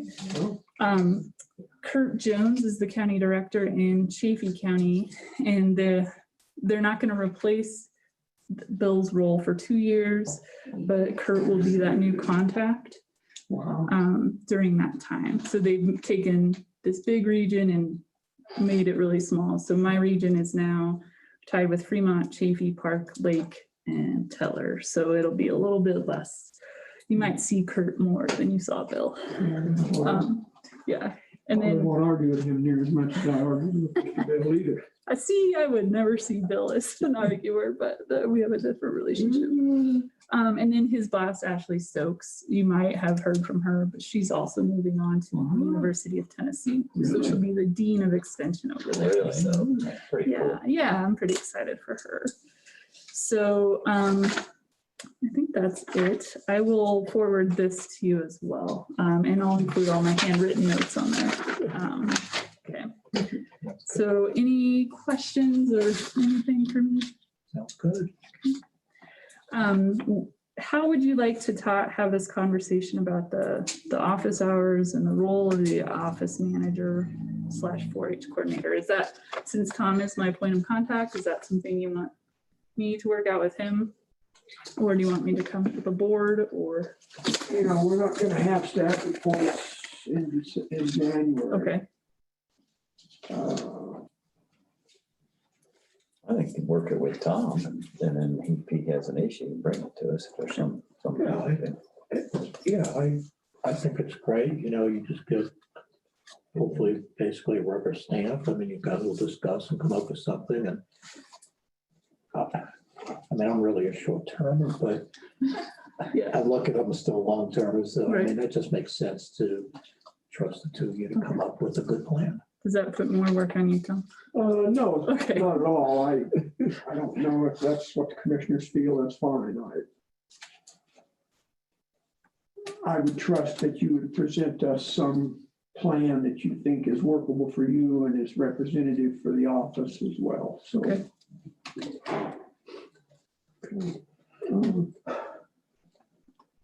Something else, oh, I know what it was. So I did respond to CSU's request for that survey. Mhm. Typical CSU thing is pretty bland, but I mean, they did allow for some comment. Okay. But I just wanted you to know I did respond to that. Oh, good. Thank you for that. And of course, gave you glowing.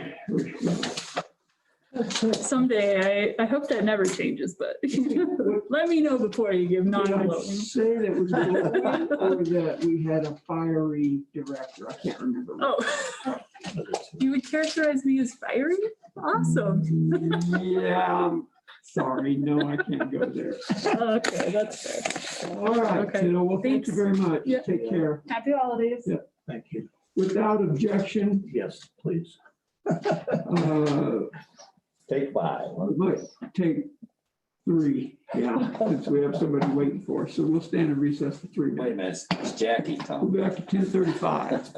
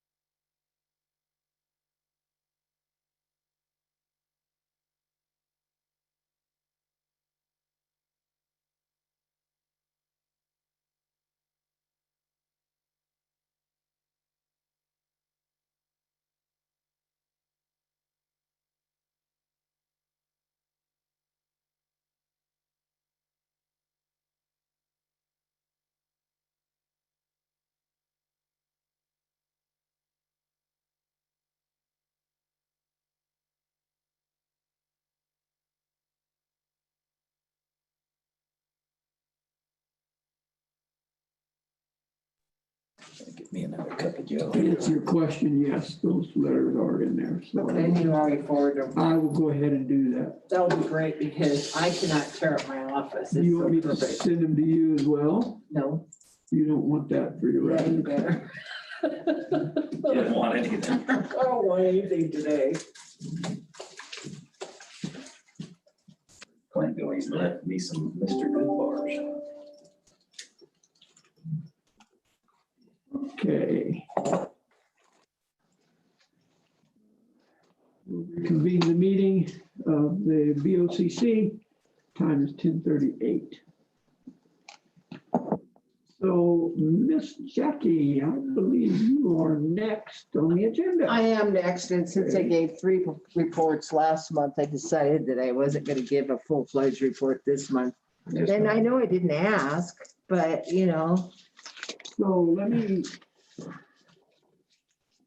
get something clarified here. Our first item of new business on the agenda is the road vacation. it's not a road vacation. Okay, well, so, hold on. So let's separate the two is all I'm getting at. Let's deal with that when it comes up on the agenda. You okay with that? And Yeah, let's do- so that's all I'm here Oh, for. okay. All right. It is? Mhm. You don't have any report other than, No, update because I from- already gave a report last week, the week before, and the week before that, You did? in my mind. and in his dreams. You've did a terrible job of, Yeah, throw him underneath the bus. No, I already actually, I've been in here 3 times last month. doesn't excuse you from not having a staff report. You just say everything's as I. Everything's great in my office. Ooh, Has your new person started? Okay. Kayla will start Monday, Monday? ah, maybe. Full time? Right, Yes. I understand the baby. 'cause that's where Okay. it's coming from. And so we're good. Okay. I have, we're busier than we usually have about 150,000 coming in. We're up to 230. That's how About busy we are. revenue from your, You're talking about building permits? Revenue. Okay. That's variances and or the everything. number of people, I wasn't sure which. That's a day, 230 people a day. So Travis Cove actually wanted to, Hold on here. no, we're not at that one yet. Hold on. That's exactly why I said what I said. Anything else in your staff report, ma'am, that you would care to disperse upon us? What would you like me to share?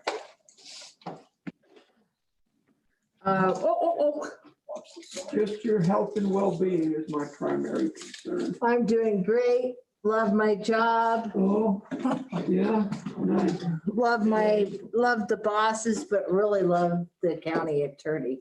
Yeah, well, he's a short timer too, so don't get. We're fixing to railroad him out of here. Now, remember, January, we do a fee schedule. Every January, we do the fee schedule so we're gonna have to do the fee schedule. Do you anticipate any changes? Yes. I think there'll be some changes. I'm gonna bring in some paperwork to show you what other counties are doing. We just changed it. No, not on septics. Oh. We just changed That's true, we did. and the septics in the state.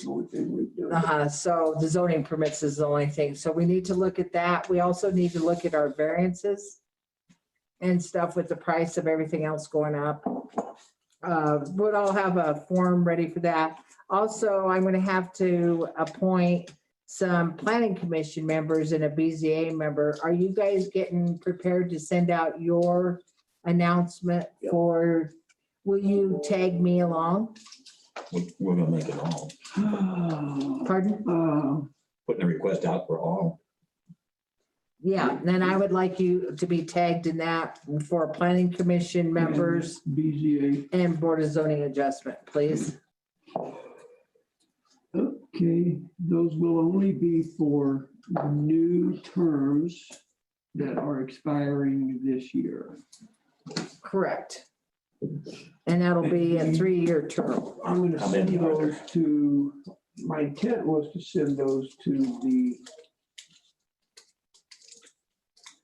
recs of those organizations. I was not gonna send them to each individual person. I meant the advertisement. I was gonna say, it seems like you could have advertised. You're asking for us. In the paper you're talking about? Yeah, you guys put the advertisement in? Okay, Oh, that won't work. Never mind, because they'll all come here. I don't know what you meant by What you meant by the tagging you, boards. number one, and then number two, yeah, we just put out a formal request for letters of intent to serve on any of the boards in Custer And County. it could be including you. And that's what I thought, including me, but then we decided to split that last year because everybody kept coming in here. Never mind, forget that statement, Okay. but it took up some time. Now So you're can we, still anticipating the letters to come here? no? I'll do my own advertisement and the letters go over to my office. There you go. That's the right. That's how we do it in our zoning regs. Okay, but the article or the, hate to call it an ad, but I guess will, the notice in the paper will be to send those letters of intent to this office. Correct, so don't tag me on it. I'll do my You're own gonna do your own. notice. I was just trying to get off cheap. Well, if you tell your people to send them to you, then that should take care of it. It's gonna go out in the notice that any letters of intent to serve on any board should come to this office. Okay, But just tell your people, forget that. That's a standard thing, just send them to me. That makes sense. yeah. Okay, and then, we don't have any board meetings in January. We start all over in February. So far I got 2 SUPs possibilities in February. And then, Vic's going to come to my office and we're gonna do the,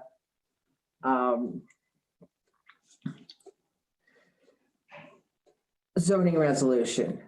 And then that way in February, we'll have a public hearing, or January, depending how far we get.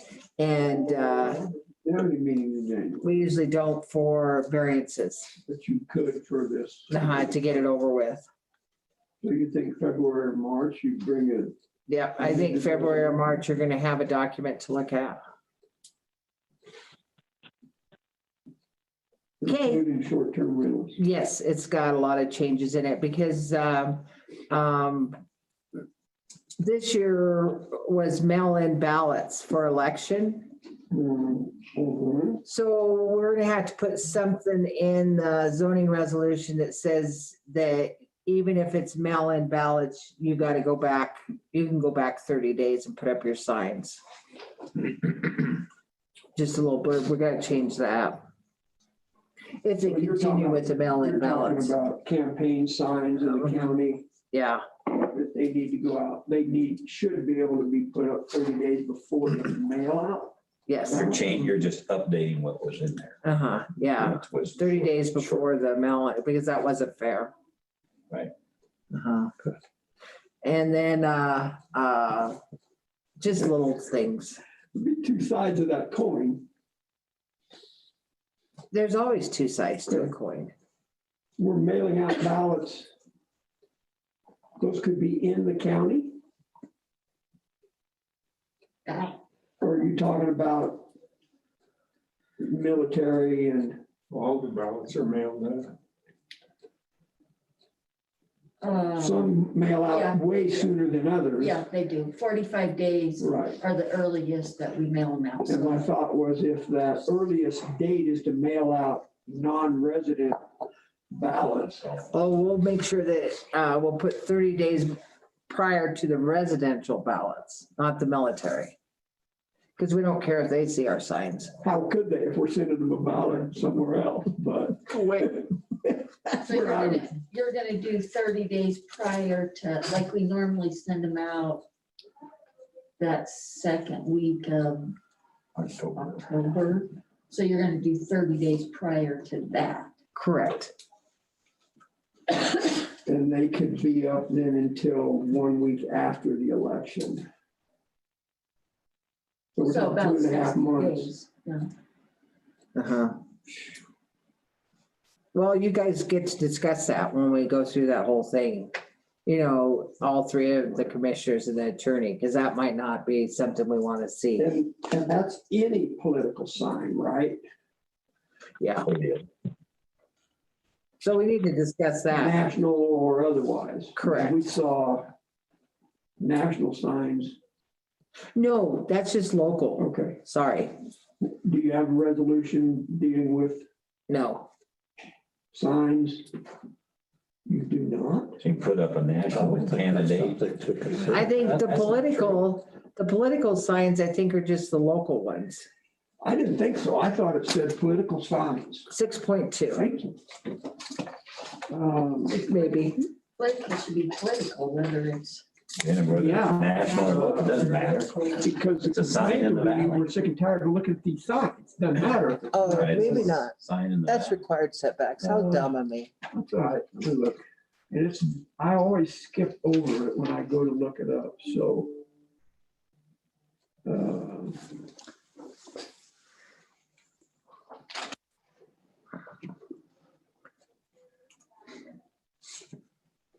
Gosh, see, I'm doing it again. I just can never see it. And then when I finally do find it, I go, oh, yeah, it's right there. Well, I would have expected you to have this memorized, but I I guess. did, 6.2, but I remembered I shifted all the paragraphs. Well, I think it's, Let me have the book. I think it's a valid point. I mean, if it's, I don't believe it does, but it does say local political signs, but I think my opinion is that the planning commission look at the zoning resolution for all political signs. I mean, we have a thing in there for signs and a subparagraph for political signs, is my recollection. Yeah, we have a couple.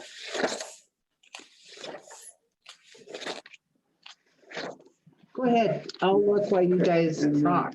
Lord knows we'd never get any traction of limiting the number of signs on one piece of property. Yeah, it's in here. No, you can't do It that. had to have 100 feet apart. Yeah, whatever. It's called freedom of That's in expression. that's in the county, isn't it?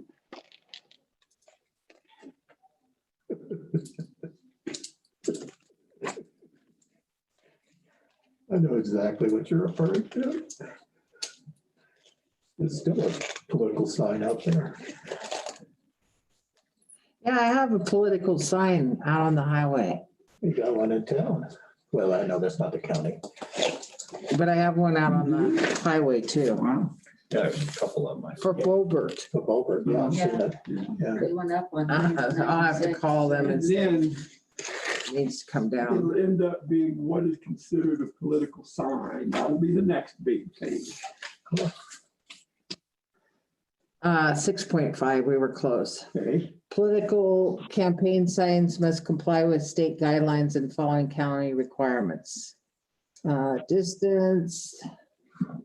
Temporary political signs may be erected or maintained for a period not to exceed 45 days prior to the date of the election, to which such an applicable and shall be removed within 7 days after the election.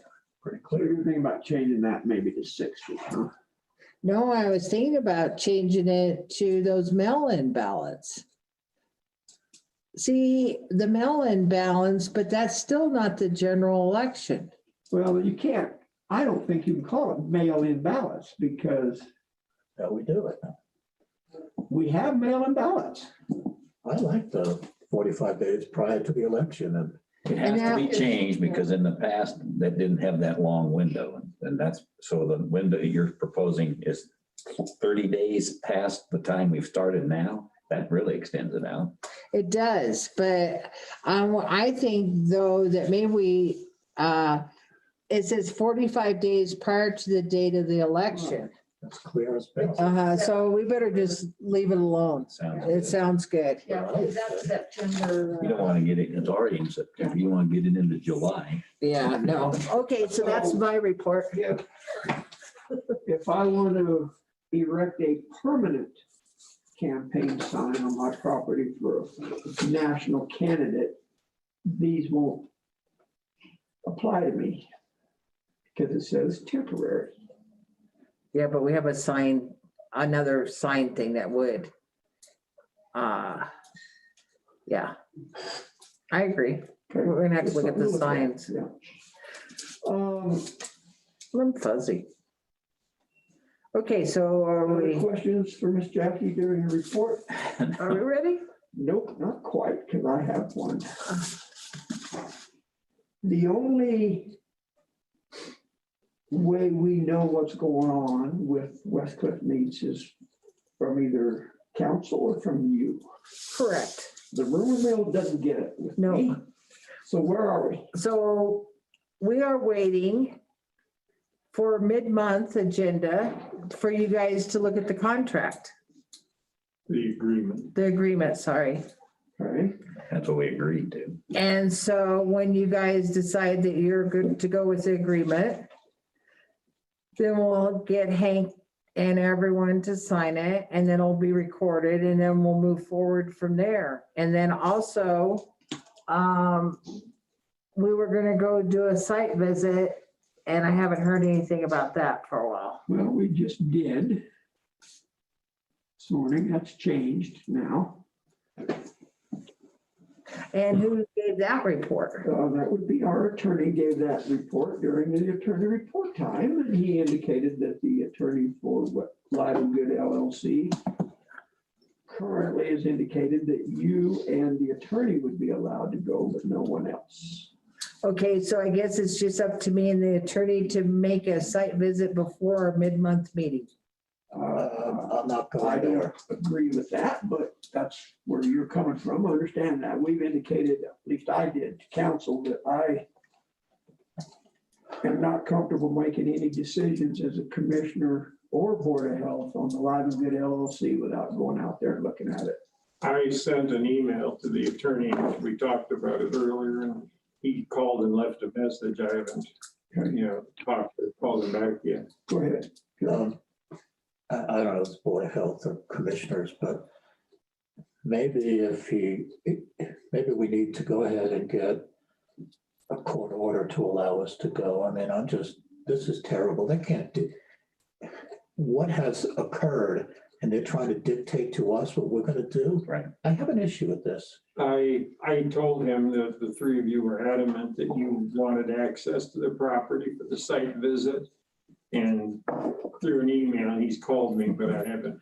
had a Okay. chance to talk That's to him. fine. It may be a We're gonna have a no. Board of Health meeting tomorrow, and we can put her, but she's on the agenda too for that, and an update from him. And that's fine. They're the defendants. Sanitarian is always on the. I don't mean Board to of call Health. them defendants, but they're the potential perpetrators of whatever occurred out there.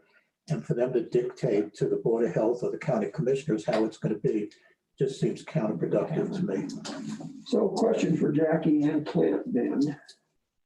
Only speaking of Live and Good LLC. Do you believe that's Board of Health realm or County Commissioner realm? As My it stands feeling right is now. it's a land use issue, so it's for the county commission. However, there are aspects of the Board of Health as well, because if there is a public health hazard, Jackie actually, or the county has the right to go onto the property under the Solid Waste Act That's right. to inspect without a warrant. So, I mean, if we want We to, can do that. if we want to get tough, we could insist that, she has a right to go on there. But as of right now, there's been no violation cited, correct? Correct. No violation. For Board of Health. No, just the knowledge that there was illegal dumping and that there was a Doesn't public mean health that we issue. couldn't, though, right? Well, there was a public health issue with Right. all that waste there. Now that it's been cleaned up, we just want to be sure it has been cleaned up.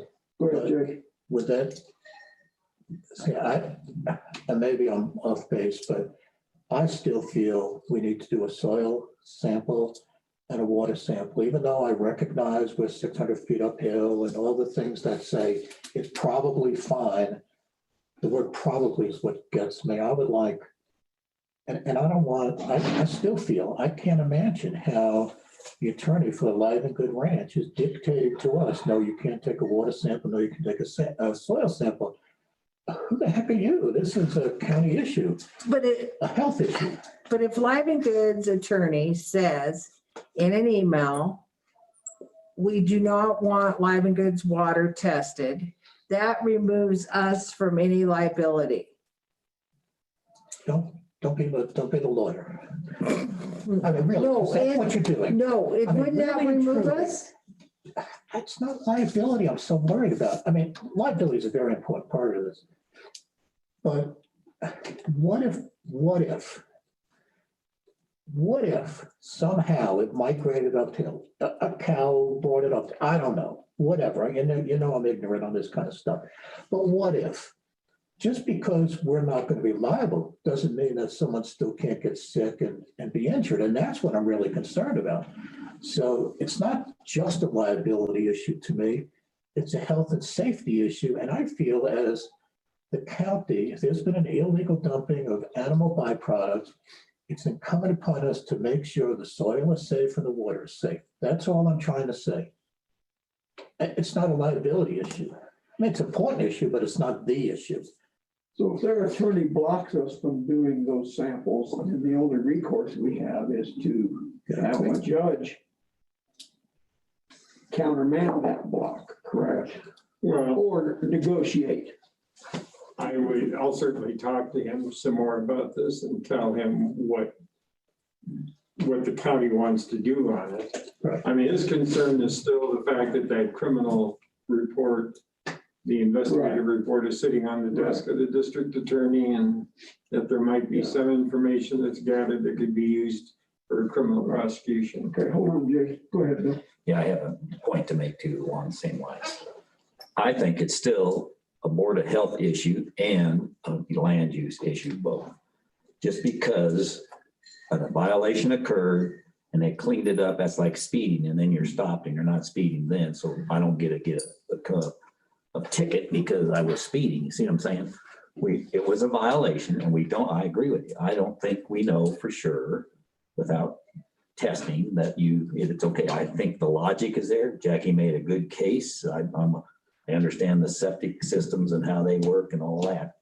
But it's still an issue for the Board of Health either to make a ruling one way or the other. And all we've done is sit and listen so far from a Board of Health point of view on that. And then the land use, it's something that we're dealing with now. And I do think we have the right to continue and look into it. Be there personally. No, I'm not disagreeing with you one iota. The only thing I'd like to respond to you, Mr. Clint, is that to me, they're separate. The criminal activity, we're not involved in that in any way whatsoever. We, the Board of Health or the BOCC. But the safety of the citizens is our importance. So irrespective of what happens legally, I feel we have a duty to verify that the safety issues have been adhered to. And I feel that it's our job to do that. And that's what I would like to recommend. So him being their attorney, Mr. Welch, I believe his name is, saying, well, there's a criminal activity. That's totally irrespective of what we want to do. We just want to make sure that there's health and safety is being taken care of. So I agree with Bill. I mean, Yeah, and to clarify, Commissioner Kennedy, you said if you're familiar with septics, there's no septic involved in That's not what I meant. I understand what the case she made was ground percolation and the fact that water purifies as it goes 500 feet or whatever. That's all my point was. Yeah, I No just wanted to septic system. clarify that there's not a septic Right. involved in this. and while that is That's good. probably 100% true, But we don't. a lab test verifying that will say, "Whew, Yeah. we've done what we can from a county standpoint to Right. keep our people safe." Clint, you had something? No, I've been trying to accommodate the Lion Goods attorney up to this I agree. point. But if he's making unreasonable or placing unreasonable restrictions on our access to the property, we could get a search warrant, but under the Colorado Solid Waste Act, we don't need it. We have the right to go on the property. Jackie was gonna, go ahead. Okay, so Live and Good also had to go meet with, I don't know if they met with, but the land trust, the San Isabel Land Trust was also involved in this. They actually went to the site, is my understanding, and told Live and Goods to just reseed it. So at this point, we know that San Isabel has gotten it reseeded, or the Live and Goods have reseeded it. I don't know that. I don't know. If you could give us some documentation from San Isabel Conservation Trust Fund, then we would know that. Okay, I'll do that.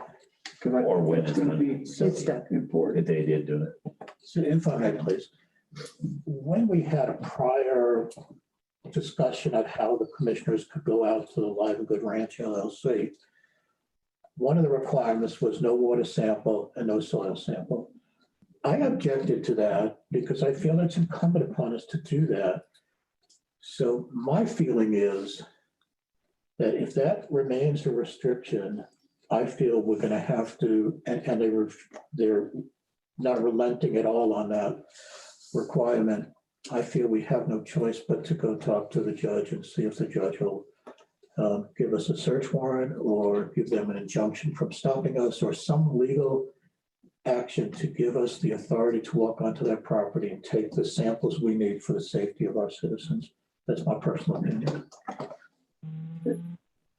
So that's, yeah, you just got to know you guys are only pipeline to this information. So Well, we have a Board of Health meeting tomorrow. I'll talk to the attorney Great. and report tomorrow to tell them that you won't accept any restrictions. I mean, the restriction about talking to his clients, I think is fine. You don't want to talk to them. But as far as having access to do whatever testing that you feel is appropriate. Action, whatever.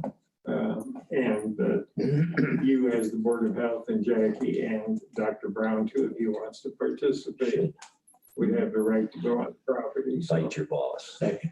And he may be listening in on this now. I have no idea. But Mr. Welch, yeah, I don't know either.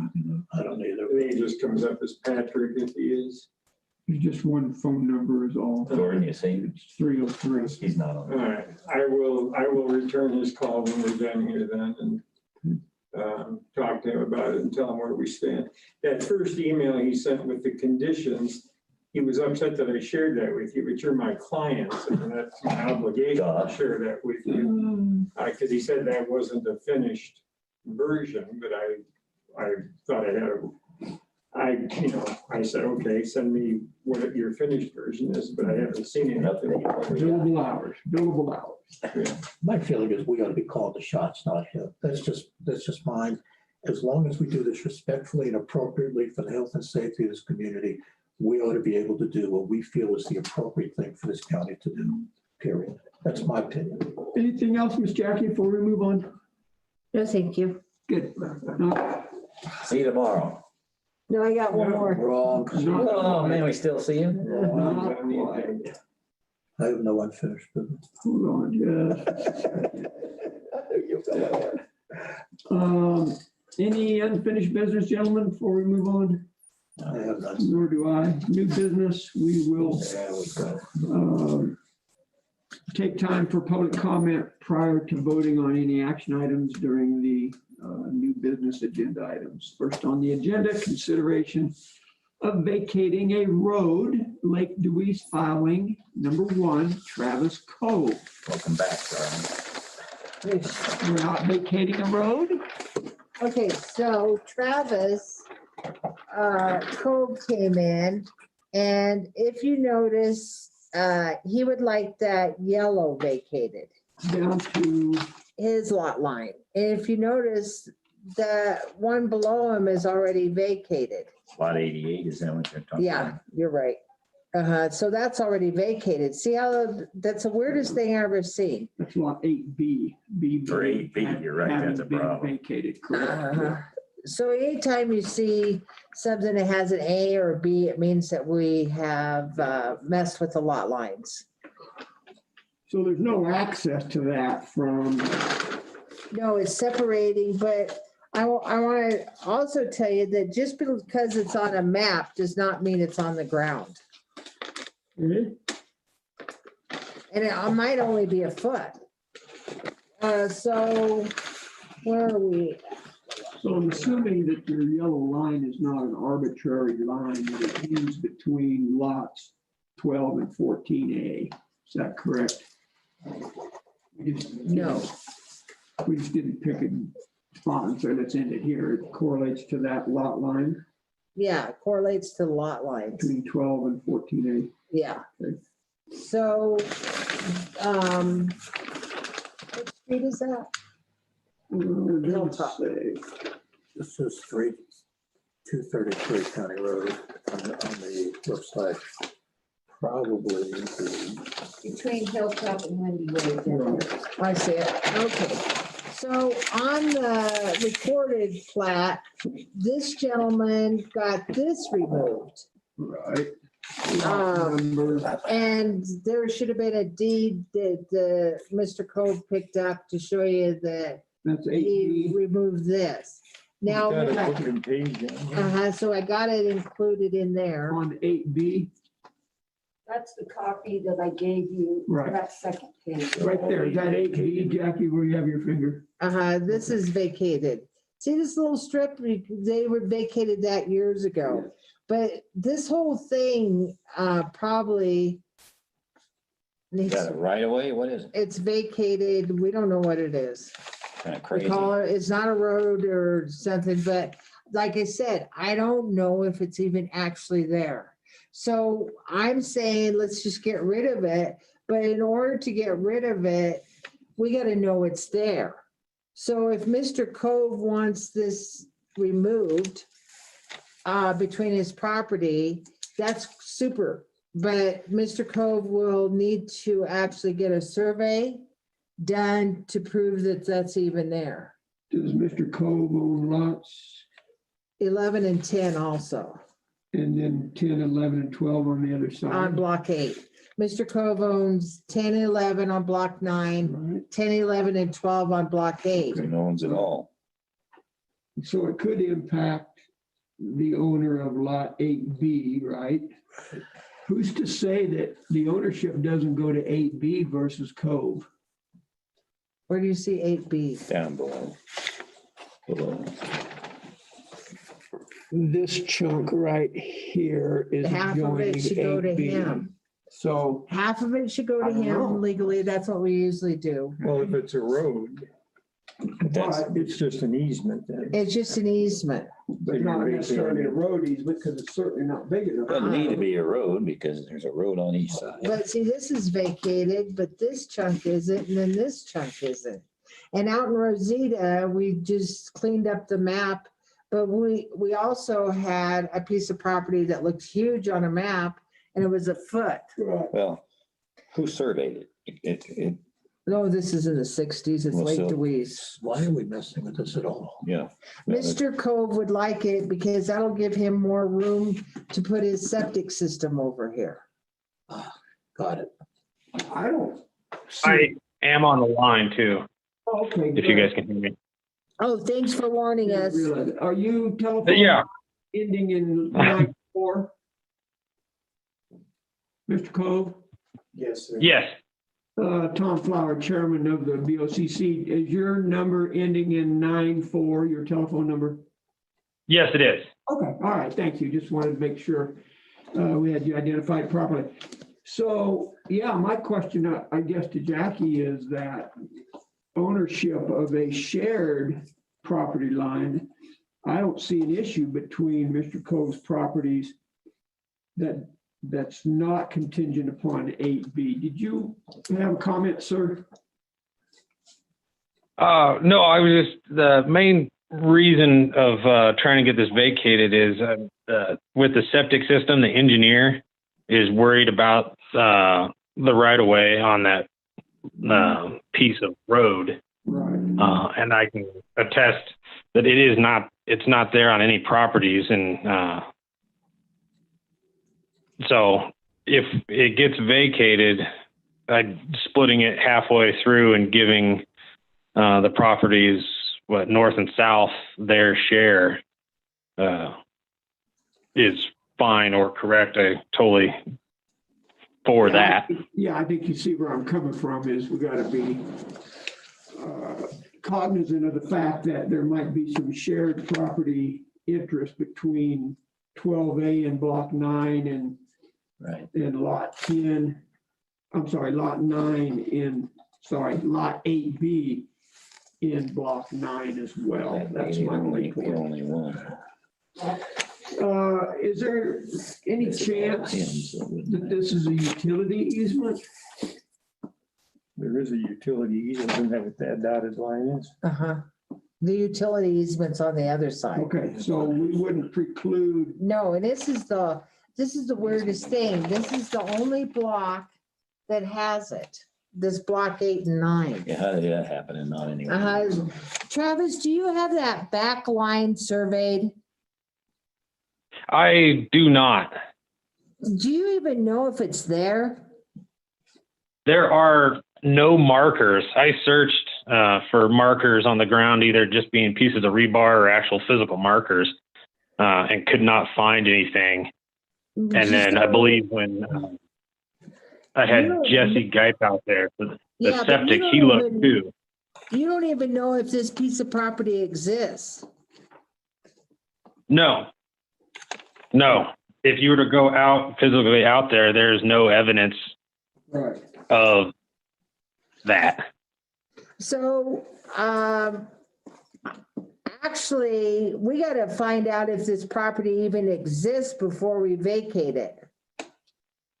So maybe we. According to the cartographer, it was supposed to be a county road, but it never actually got made a county road. yeah.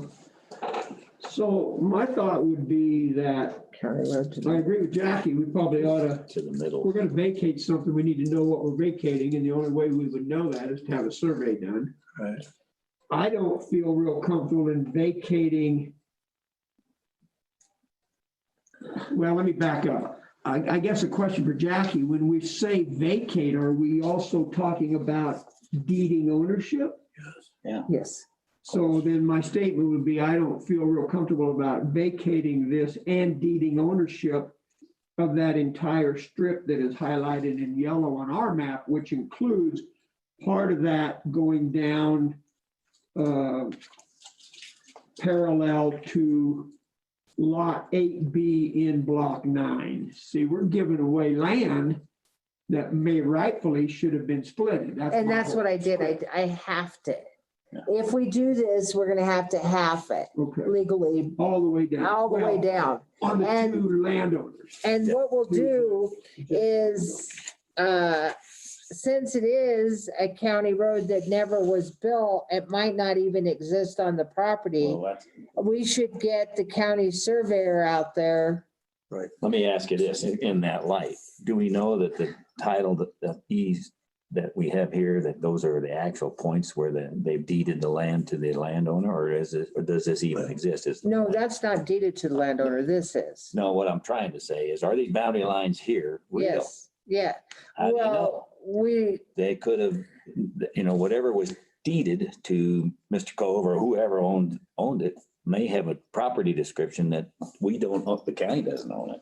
no, we don't, because that's what this is. It's got the book and page. So when you look What at are we the, talking about this for then? because it's never been vacated. And- What I'm saying is. But back Do in the titles 19, actually say that? in on the 19 Land description, in 1999, this part was vacated, I understand. but we don't know how But I they don't vacated. know if this was ever deeded to anybody with this particular description. It's been right split down the middle anyway. No, it's not showing it No, legally. the only way you would know that is to have the survey. Right. Because if we're going to deed something to an individual or to multiple individuals, we still have to have a legal description of what we're transferring. So we need to start by finding out, and I agree with you, it's probably the county surveyor ought to go out and determine what on earth is this, if anything at all? And who owns what part of it? If That's exactly. who owns it at this point, And then we could help this gentleman on the phone determine what's the best course of action to allow him to utilize his property to the best. Depending on those descriptions that it either exist or don't, it may not be that you have anything to vacate, or it may be But we that you don't know do. that We don't know it until we until do a we see survey. it and we see the title. That's out all we there. need to do. Title. Right. And then if you look, enclosed was a deed, and it was really interesting because it said in 1999, yesterday, this office received the attached letter from Mr. James McCarty. Now, remember, James McCarty is the first one that subdivided Lake Dewey's, stating that the pie-shaped area does not exist between Lake Dewey's Right. filing 1 and filing 2. Which really. But legally, we need to get a surveyor out there Yeah. and prove it exists or it doesn't Right. exist and get it off this map. And so my thought would be if we're gonna do, it doesn't show on that. Fine. If we're gonna do that, then we probably ought to have all of this All the surveyed, whole so thing we done, don't have to do this again. Perfect, and get it off the map. Because that probably doesn't exist either. But So we have a county surveyor. So will one of you be contacting him? I will. Okay, and my thought is, this is really a county issue at this point. I think the cost, if there is any of the surveyor, Oh, there will be. should be a county expense. Right. I agree. So I would suggest let's do that. Once we have that thing. Mr. Cole. Cole, are you, does that make sense, what we're talking about to you? Yes, it does. Okay. Yeah, so we will move forward with trying to get this property surveyed if in fact it needs to be surveyed. If it appears that it does need to be surveyed, but we'll go through that, and Miss Jackie, Planning and Zoning will Where's the lodge? The old lodge. we'll stay in touch with you on moving this project forward. What's I the- don't have Okay. any philosophically, because you own lots on both sides of that pie-shaped wedge, correct? what's the- Correct. And it makes sense to me and I appreciate the fact that you just didn't do this septic tank on top of that, that you tried to do it. Go through Yeah. channels and So there is a do it the proper boundary way. here So somewhere. I'm certainly amenable to working with you as much as you can. When we have other landowners, adjoining landowners, I think we need to be. It stops. Okay. Okay. All right, sir. Thank you. It's just that Appreciate you being on. the All right. Thank you. when we vacated. Okay, so let me get you up to speed about Lake Dewey's. He's asking some questions, and I think way back, probably about 5-6 years ago, Jane McCarty came in here. And she was part of the estate of McCarty's, and she had a lot of little tiny lots. And so we made her a deal that if she would vacate all the lines on her little tiny lots and connect them with another lot, that it would be a one-time charge. Right. We did 22 lot line vacates that day. So this is just something that probably, it was nothing until this happened, so we just need to clean up the whole thing. Yeah. But we also had a gentleman that owned the letter drop that had a piece of property over on the other side of the county road. When we went over there, it didn't exist. It exists. Wasn't, they called it a road, it wasn't. So Vacant field. it could be not even, and Mr. Cove just said he didn't believe it existed, so I will take care of this. Perfect. Okay, good. Okay, I don't want him to be unable to use his property because of this stupid cleaning up that needs to get done. okay, now may I go? You may, unless somebody else has any other questions for you. Apparently you are on the agenda. Well, the county, I mean, just looking at this and a simple way to do it, I mean, the county doesn't own that. It was never deeded to the county, whatever it is. You could just do a quick claim deed, whatever interest the county has, you convey to the adjacent property owners and be done with it. We don't know who owns what. Yeah, I mean, because if the county apparently, and it's not a road, you know, if it's a road, then it would need to be vacated, but if it's not identified as a road, nobody's used it as a road, I think it's a piece of land that probably still belongs to the extent that it's there, it belongs to McCarty. Unless that was not one of the parcels that was deeded over. No, and then two, but we need a surveyor to go out there and even say whether it's on the ground. That's what I was Well, asking, and because that's I don't fine. think I'm it just saying that it's, never was deeded. you know, the quick way for the county to be out of it is just say, we don't claim any ownership interest. We'll quick claim whatever we've got. You started out from there, but I don't even know what the lot line is if we do that. I mean, if we're gonna bifurcate it between two You can owners, just dictate there that. has to be a lot line. I would we're think. just saying whatever interest we have, you know, We we'll don't have go that. to adjacent property owners. Cool. But I mean, if you want a survey, I don't care. I'm sure the county surveyor would be happy to send you a bill. Yeah, I don't think it exists personally, but I'm not a surveyor. I'd be interested in seeing what the Well- deed is for this gentleman, to see where that lot line on the deed says his property ends. So what's the time? What's the deadline? How It's critical? just gonna say, you know, lot so-and-so, block so-and-so. It's not gonna say, have it. Jackie, we're just cleaning this up, right? He wants to put his septic in. And just doing a quick claim deed on behalf of the county is not gonna help him, right? No, it just gets the county out of it. I mean, he still has to Not our have. objective. Our objective here is to try to help him do what he needs to do To get a legally, septic. right? Uh-huh. Sure.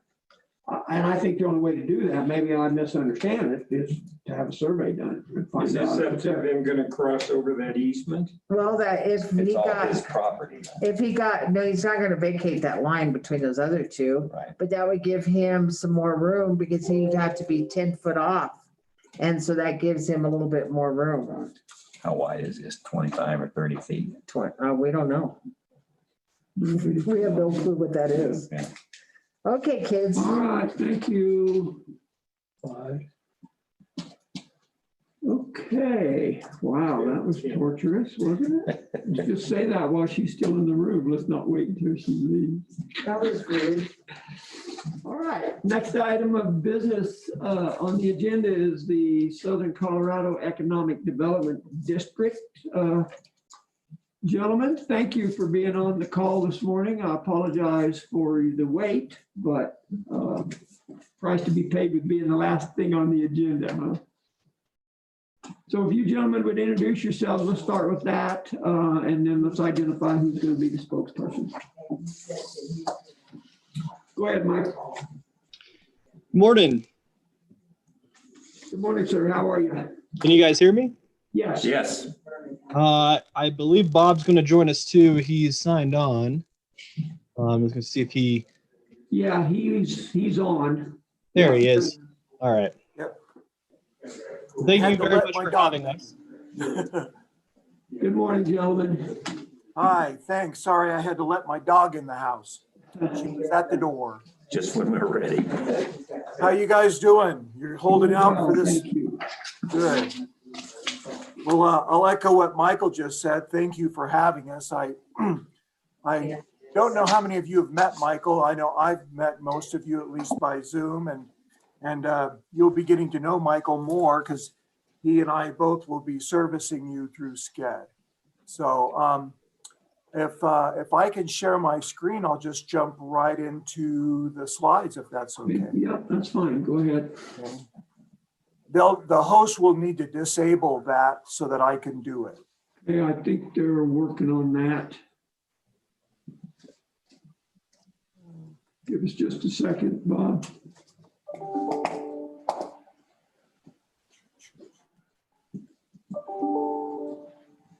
Let me get my, I'm always interested in people's background if we have any downtime. Tell me about that ostrich back there behind you. That's what that is. oh, actually, what that is it's a painting of what looks to be like an ostrich, but it's actually a mixture of food items. It's that we Oh, keep in our kitchen. So it is a little, I think I won it in a contest and I just couldn't give it up. So so must be some carrots in there. yeah, I think it's a chili pepper. Oh, okay. Let's Jason, we see, haven't even looked. Okay. Try it now, Bob. All right, I'm opening up the slides Okay, and let me get back to you guys. We have the slides. yeah, I think either you or Charles gave us that No, slide series, but, I've got them. okay. Can you guys see them? Yes. sure Okay, can. great. Yeah, So what you see here on our first slide is just to give you guys a little background. I think most of you know a lot of this, but our local SCAD office, which covers the 13 counties you see there, was started in 1968. And although the program that's behind us was started back in 1965, I currently cover Huerfano and Los Animas counties, as well as I'm sharing Custer County with Michael, and we'll talk more about who covers what and how that breaks down in just a little bit. As I just said, this program was started back in 1965. There are economic development districts all over the country. And can you guys still see? hold on just a second, I'm sorry, we're just trying to confirm that everybody was seeing your screen. I said, yes, we can see them, and I didn't ask everybody. Yeah. I don't believe Commissioner Canada's logged on to Zoom, so But I will be. he will, he says he'll get logged on and then he can see your slide. So go ahead. Okay. I apologize. I'm listening. No problem. This one, I'll talk you through this second slide. But anyway, so again, the program was started back in 65. There are economic development districts all over the country. And, and so our office is again focused on southeastern Colorado. You'll see the very first bullet there is a comprehensive economic development strategy, or a CEDS. And I'm going to talk more about that later because that is our primary task that we're working on right now, I would say. Of course, we are there to help administer and learn about and help you with access to EDA grants. And that's, again, primarily where our funding comes from. And I'll also talk about that a little bit more in a bit. But we can also offer technical and grant assistance. And we focus on, again, opportunity zones and enterprise zones. Hold on a second. Hold on. Yeah, Commissioner Canada's logged on, but I think he logged on with audio, so we're getting a little feedback. We'll get that cleaned up here in just a second. Got it. There, go ahead. Got it. Okay, cool. Thanks. So here you see our staff. I think some of you have met Eric Gubelman. I get his name mixed up, excuse me. He's our executive director. He's relatively new to the area. He lives in Pueblo and covers our Pueblo office. And that's, so aside from being our boss, he also has the job of sort of handling that economic hub that we call Pueblo. And Eric moved out from Iowa area, where he has a business operating several. Yeah. Sorry, sir. Thanks, guys. Trying to multitask and not doing a very good job of it.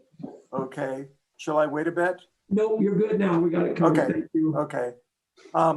At any rate, he has a side business where he runs some rural theaters, but that also gives him some good experience because when I talked about different ways we can help, as you guys know, you have that great Jones Theater right there in Westcliff.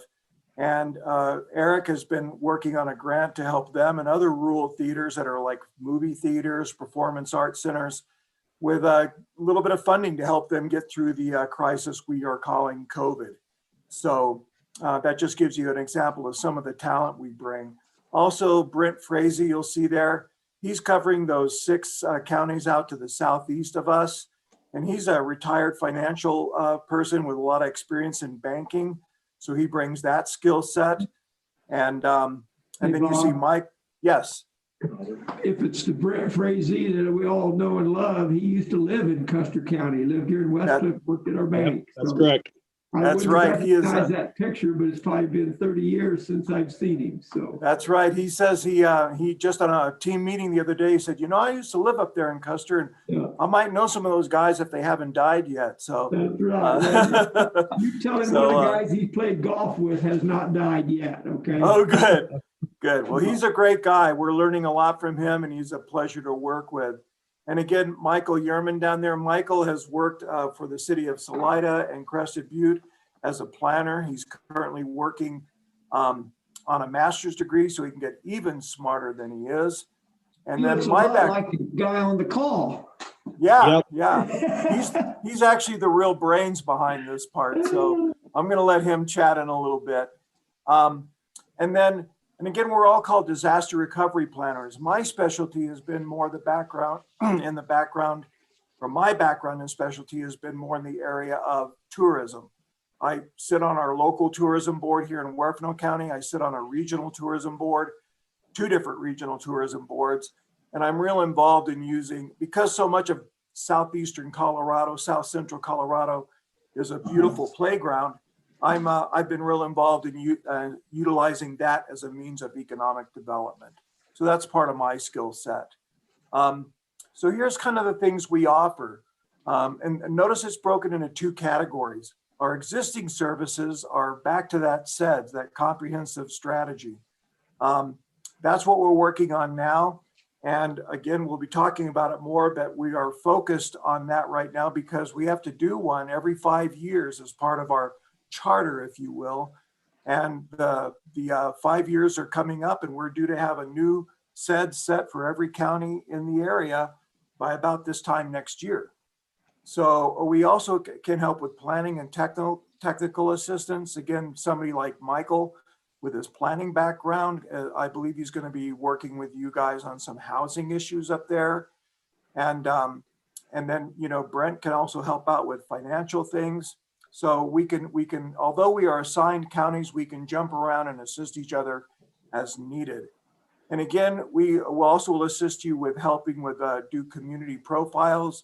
You have your county profile, but you also have the profiles of Silver Cliff, West Cliff, and then some of your unincorporated towns. And by the way, I want to let you. What, Bob? What was that? Profile meaning what? Well, just to give us, yeah, demographics. Also, you know, what are the economic drivers in those areas? What are the problems or challenges in those areas? It'll help us, and we're going to talk about that again in just probably the next slide. But yeah, it's kind of like how many people live there? What's the income levels? What are the sources of income? What are the challenges keeping it from perhaps prospering? Things like that. And again, we can currently offer some assistance with grant preparation. I know Eric is currently doing that on the broadband effort. And we're working with several counties right now on some grant preparation. And that's going to change as you look down to that second group of bullets, the very last bullet where it says full grant writing and planning services. We have a training coming up for the planners you saw on that list that will be going through a grant writing process. Now, class, if you will, Michael has a lot of skill and expertise in that, as does Eric and some others, that we're going to be going through a formal training, and that will enable us to help even more when it comes to pursuing grants. One thing we've learned is that a lot of grant money that's out here in southeastern Colorado, it gets untapped and is left on the table because so many of these counties and small communities, they don't know how to find and access that those funds and to then how to process a grant. So that's something we're going to be expanding on. Back up to the top bullet under plan, broadband planning and implementation. You know, Governor Polis said in a meeting just a few weeks ago, we should be looking at broadband as a public utility. It's that important with people having to school kids from home more and more, people being able to work from home or having to work from home more and more. It's really down to the point where it's a necessity. Also things like telemedicine. So both Michael and I are currently working from home. At any rate, attainable housing is another major issue. We're finding that very true, more so in some counties than others. An example down in Trinidad, you might have heard there in Los Animas County, they're getting ready to open up the a coal mine down there that's been closed for a while. that could bring in 50 workers to start, followed by another 200 to 300, perhaps up to 500. And they're already in a housing crunch. So, so you guys in Huerfano County, Los Angeles County, a lot of these places, they all need attainable housing and rentals in general. And again, COVID relief efforts, that's kind of how we're working right now. We're working under a $400,000 grant from EDA. That's what funds Michael and I and the other folks you saw on that slide, so that we can go out and work on COVID relief. We're called disaster recovery planners, and that's because the disaster is COVID, and we're trying to recover from the economic downturn as a result of the pandemic. So part of what we do is specifically related to that. We also try to fill unserved business financing niches because, again, some of these rural counties and towns just don't have those kind of services out there. That's where somebody, again, like Brent can come in. And then again, back to that grant writing. So how we're funded, as I just said, we're funded through EDA grants. That's number 2. County membership dues. I believe you guys pay as a county about $2,000 a year. There are sometimes fees associated with our services for local government. I've seen sometimes those fees are as low as $1. So they can range from a few $100s to more than that to down to $1. And again, we can also help out and we get compensated for loan origination and financing. Hey, Bob, quick question on the grant writing. So sure. These individual counties that you serve, they can reach out to you and ask for assistance in writing a grant? Yes, at least they will be able to. And Michael, maybe you can jump in here, but if I understand our plan, it's we're going to be going through a training that will get us more up to snuff, and we'll in turn be able to come out and help you more. But Michael, you want to add anything? Sure. And just for what that's worth, I'm based out of Salida, but I've been out in Kiowa County for the last, I actually went out to the Great Plains Reservoir, if you've ever been out, just south of Eads, Colorado, and we're working with them on a OHV track. And I'm preparing to write a grant for the state trails grant to assist with some facilities stuff around their OHV track. I come from a background of community development, and so I've administered DOLA, GOCO, state trails. I have the EDA grants. So that experience I already bring to the table. Bob and Brent and Eric have made the commitment to working on bringing the rest of the staff along. But for the current state of things, I certainly can just step in if you guys have a desire to look to any of those kind of funds. Thank you. Okay, good. Thanks. Good. Thanks, Michael. Appreciate it. No problem. And so we'll go on to this next part. Again, just as Michael alluded to, aside from EDA, we can assist in other areas like DOLA funds, GOCO. Having worked in a lot of recreational tourism over the past 34 years that I've been in the area, I've helped on and helped write a lot of GOCO grants for our county park that we just created, for different other resources for recreation as it relates to tourism. So, and you can see several other sources there, like the Small Business Development Center. If you guys are ever in Pueblo, that's where our headquarters is at.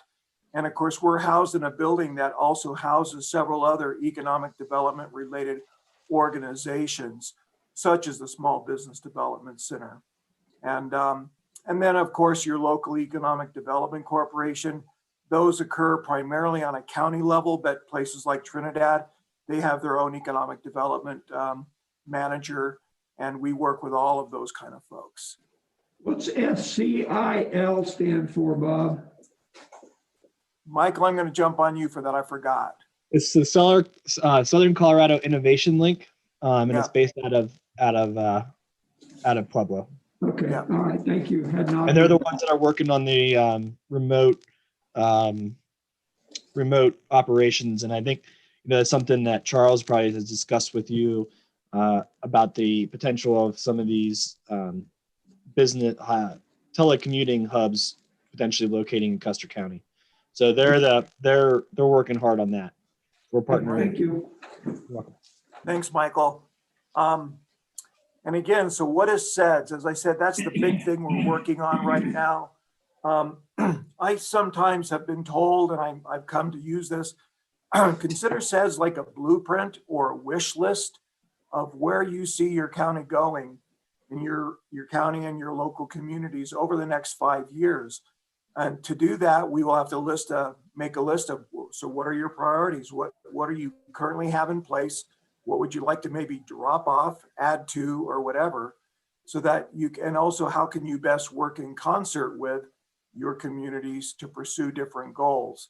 So again, this has to be done every 5 years, but it really gives us kind of the foundation of what we need as an agency that is a nonprofit source of helping you with grants, as we've been talking about. We need that information so that we know how to help. It also helps you guys. So you can, to me, it kind of reminds me of when you write a business plan. I was taught when I wrote my first business plan with help from the SBDA, that you don't just put that on the shelf. That's something you keep out all the time to make sure that you're on the road you said you were going to be on, and you're making the stops and the improvements you said you were going to make. So this should be an active thing that you'll be referring to once it's completed in a year from now. And again, that last thing, or last two bullets, right now we have the added inducement, if you will, and inclusion of funds from the CARES Act. So those are additional monies, which ultimately mean additional grants and services that we can help with that will tie into SEDS to helping fund it. And then again, the disaster recovery and resiliency part of what we do. So real quick, Bob, let me jump in there for just one quick Sure. thing about the CARES Act, just so the commissioners understand, because you guys are, I saw on your agenda, you were discussing the COVID relief funds. The other thing that we're anticipating is that Congress is going to pass another stimulus bill here potentially in the very near future. And if it does pass, this is an example of where the SEDS really plays an integral part. So the EDA has a annual budget of about 30 million and it covers 12 states. The CARES Act pumped an additional $120 million in overnight. And when we are, what's critical about this is to be eligible for those funds, those projects need to be part of and be on this SEDS. So as Congress is considering additional COVID relief funds, this is the document that's going to allow Custer County to access some of those bigger dollars. So we're going to be really paying attention and working hard. And I know broadband is at the top of the list for continuing to make sure we're pursuing things for Custer County. thanks, Michael. That's great. That really rounds it out and gives everybody a better perspective. So again, we're using a 5-phase approach. Right now, what we're doing with you guys, the elected official introduction, that's that first bullet. The idea is that we're introducing ourselves, letting you know we're out here, what our talents are, how we can help. And I'm going to be talking about a strategy survey in just a second. Discovery is kind of back in and ties into those community profiles. It's where we need to kind of look behind the scenes and dig deep and see like, well, what has held you back in certain areas, or what have been challenges and problems?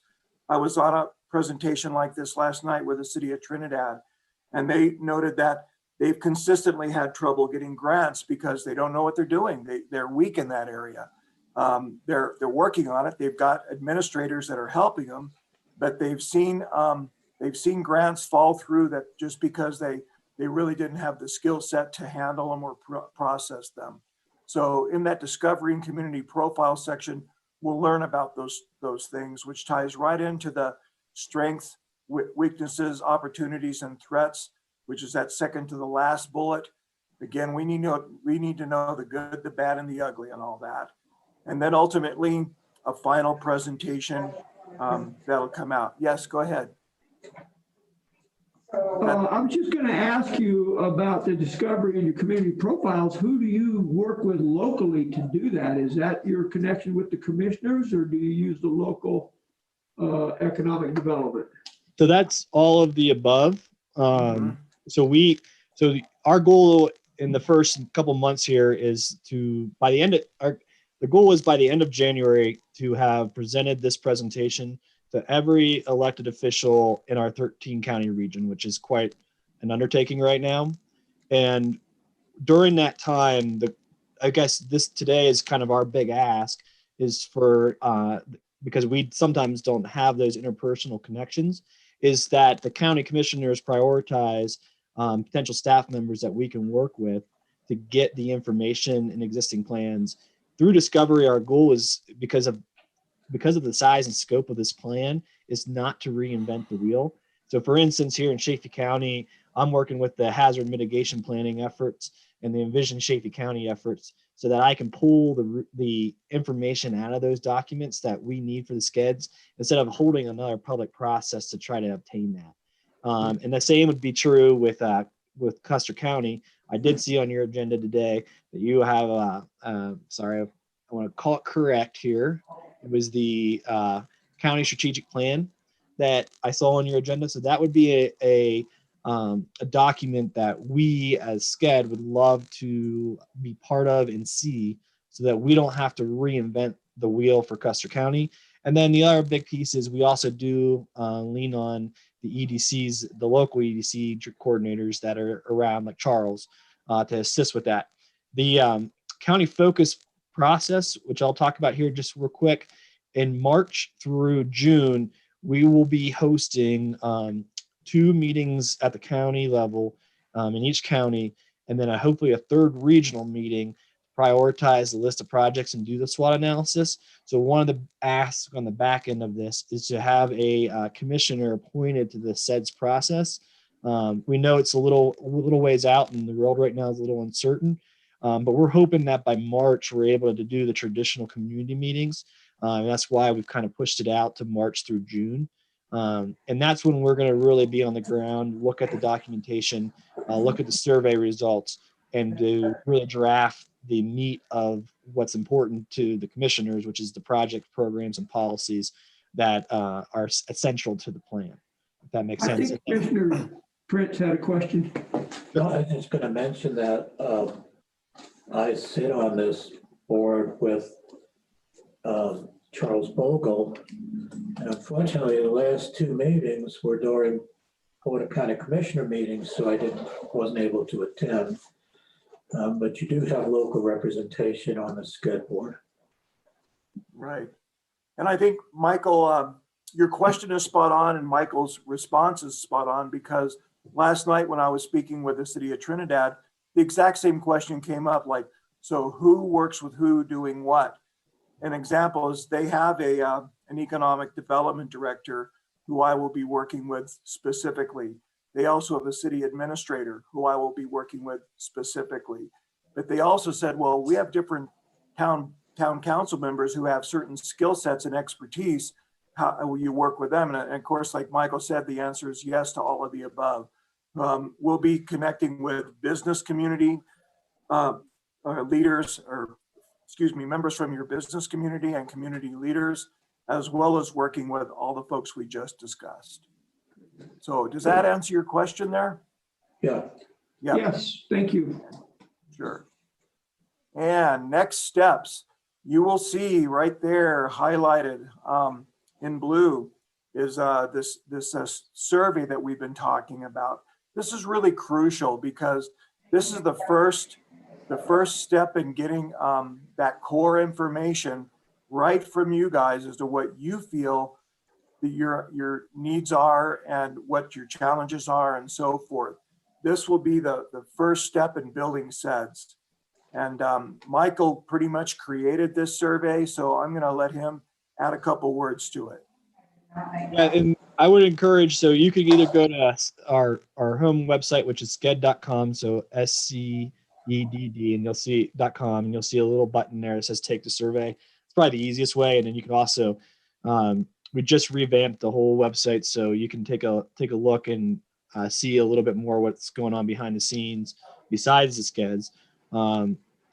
What this survey is supposed to do is it's twofold. One, because of COVID, we can't do the traditional public outreach that we normally would do with a planning effort like this. So I've been involved in comp plans and master planning for lots of different kinds of projects over the 12 years that I've been a Con Dev director. And most of those traditional public participation things aren't being able to be, we're not able to execute that because of COVID and not being able to gather in a room with a bunch of people. So the goal here is between now and when we kick off those county meetings that I talked about is for your staff and for the elected officials to take the survey. So please share this with your staff because your staff also has a pretty strong knowledge of what kind of projects are out there and what kind of things that they're doing behind the scenes that aren't exactly, they're the day-to-day stuff, but those day-to-day projects are absolutely critical to what we're going to put together for that final plan. So please share the survey. And then what the goal is that when we get together at the county level in March through June, we'll use those survey results to serve as the north arrow so that group has some background of what else is out there and what else is in the community. You'll see that after we finish up with the elected official presentations, we will be circulating the survey to the business community as well. One thing that I am very aware of right now, though, is that we're seeing a lot of survey fatigue. So we're trying to rule this out in a way that allows some breathing room. But certainly right now we're starting with the elected officials and the county staff and the city staffs, the town staffs. And then from there, we're going to go out and do we have a planned push through February that we'll be advertising the survey in the local papers and through the social media feeds and such to try to get a little bit more participation in this. Thanks, Michael. Does that Is bring that any survey questions? available now? Yes. Okay. Yeah, it's live on our website, as Michael said, and it's on these slides. So, and I want to stress that, we're, one concept we sometimes leave on the back burner is nonprofits. A lot of the entities that are out there that also need help in your community, aside from government and business, are your nonprofits. And I know of several nonprofits up there in Custer County. I've lived in the area a long time, and I used to teach some classes up there. So I'm aware of your community, and I've gone to a lot of events up there. A lot of them are all done by nonprofits. So we know they're a crucial part of your economy. So let's not leave them out. Right. And Yeah, good point. Hey, before we move on, SWOT. I apologize for not knowing that. That's go ahead, Michael. That's strengths, weaknesses, opportunities, and threats. It's a SWOT analysis. That's right.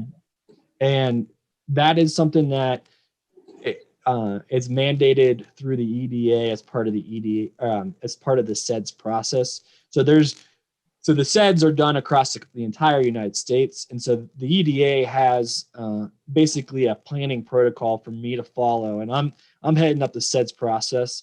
And so that's where we're getting all of these, what we're doing is kind of in concert with what the EDA kind of mandates, how we do the process.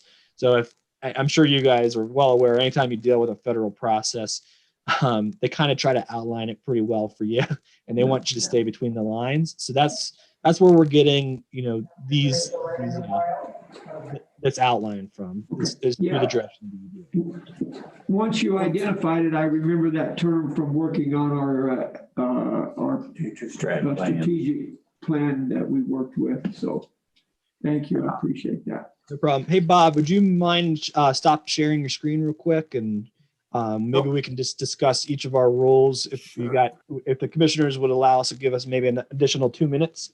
Sure. Would love to just kind of talk.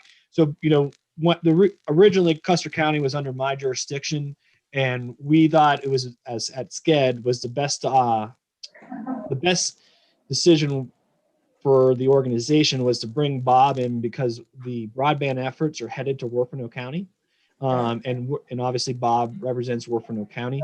So that's why you're seeing two of us today. And I think it's to the advantage of Custer County to have both of us serving your needs there. And then the second thing I will just point out is we can help as much or as little as we're needed. So if you do have efforts that that are ongoing and there's something that we could potentially assist with, please reach out. We're more than willing to help. I will be there on Thursday afternoon to look at the attainable housing sites that you guys are referenced a little bit earlier today. And I'll be providing some technical assistance as much as I can and as much as needed on that project. And that's just on the housing side of things. Over the last 6 years, I built 101 units over in the town of Crested Butte. And I did everything from major light tech, which is a 30-unit apartment complex, down to home ownership and business rentals is something we did. So I know the ins and outs of that, probably a little too much nowadays. And I'm also working with the financing side of things to get those projects off the ground. So again, we certainly want to help in any way we can. So you guys are the best source of information and our conduit to being able to provide service. So if there's something that comes up, please don't hesitate to reach out to us. Okay, thank you. Hey, got a quick question for you, Michael. What's your last name? Yerman. Okay, and Bob, what's your last name? My last name is Kinnemer, and that's Kenn, like Nancy, E-M as in Mary, E-R. Okay, and then all your time to help us is funded by the grants that you just described to us. Is that right? Yep. So for the most part, yeah. Go ahead, Mike. the goal here, SCED as an organization has always been a one-man show. Our goal is to build capacity. We're funded for the next 18 months through the EDA grant.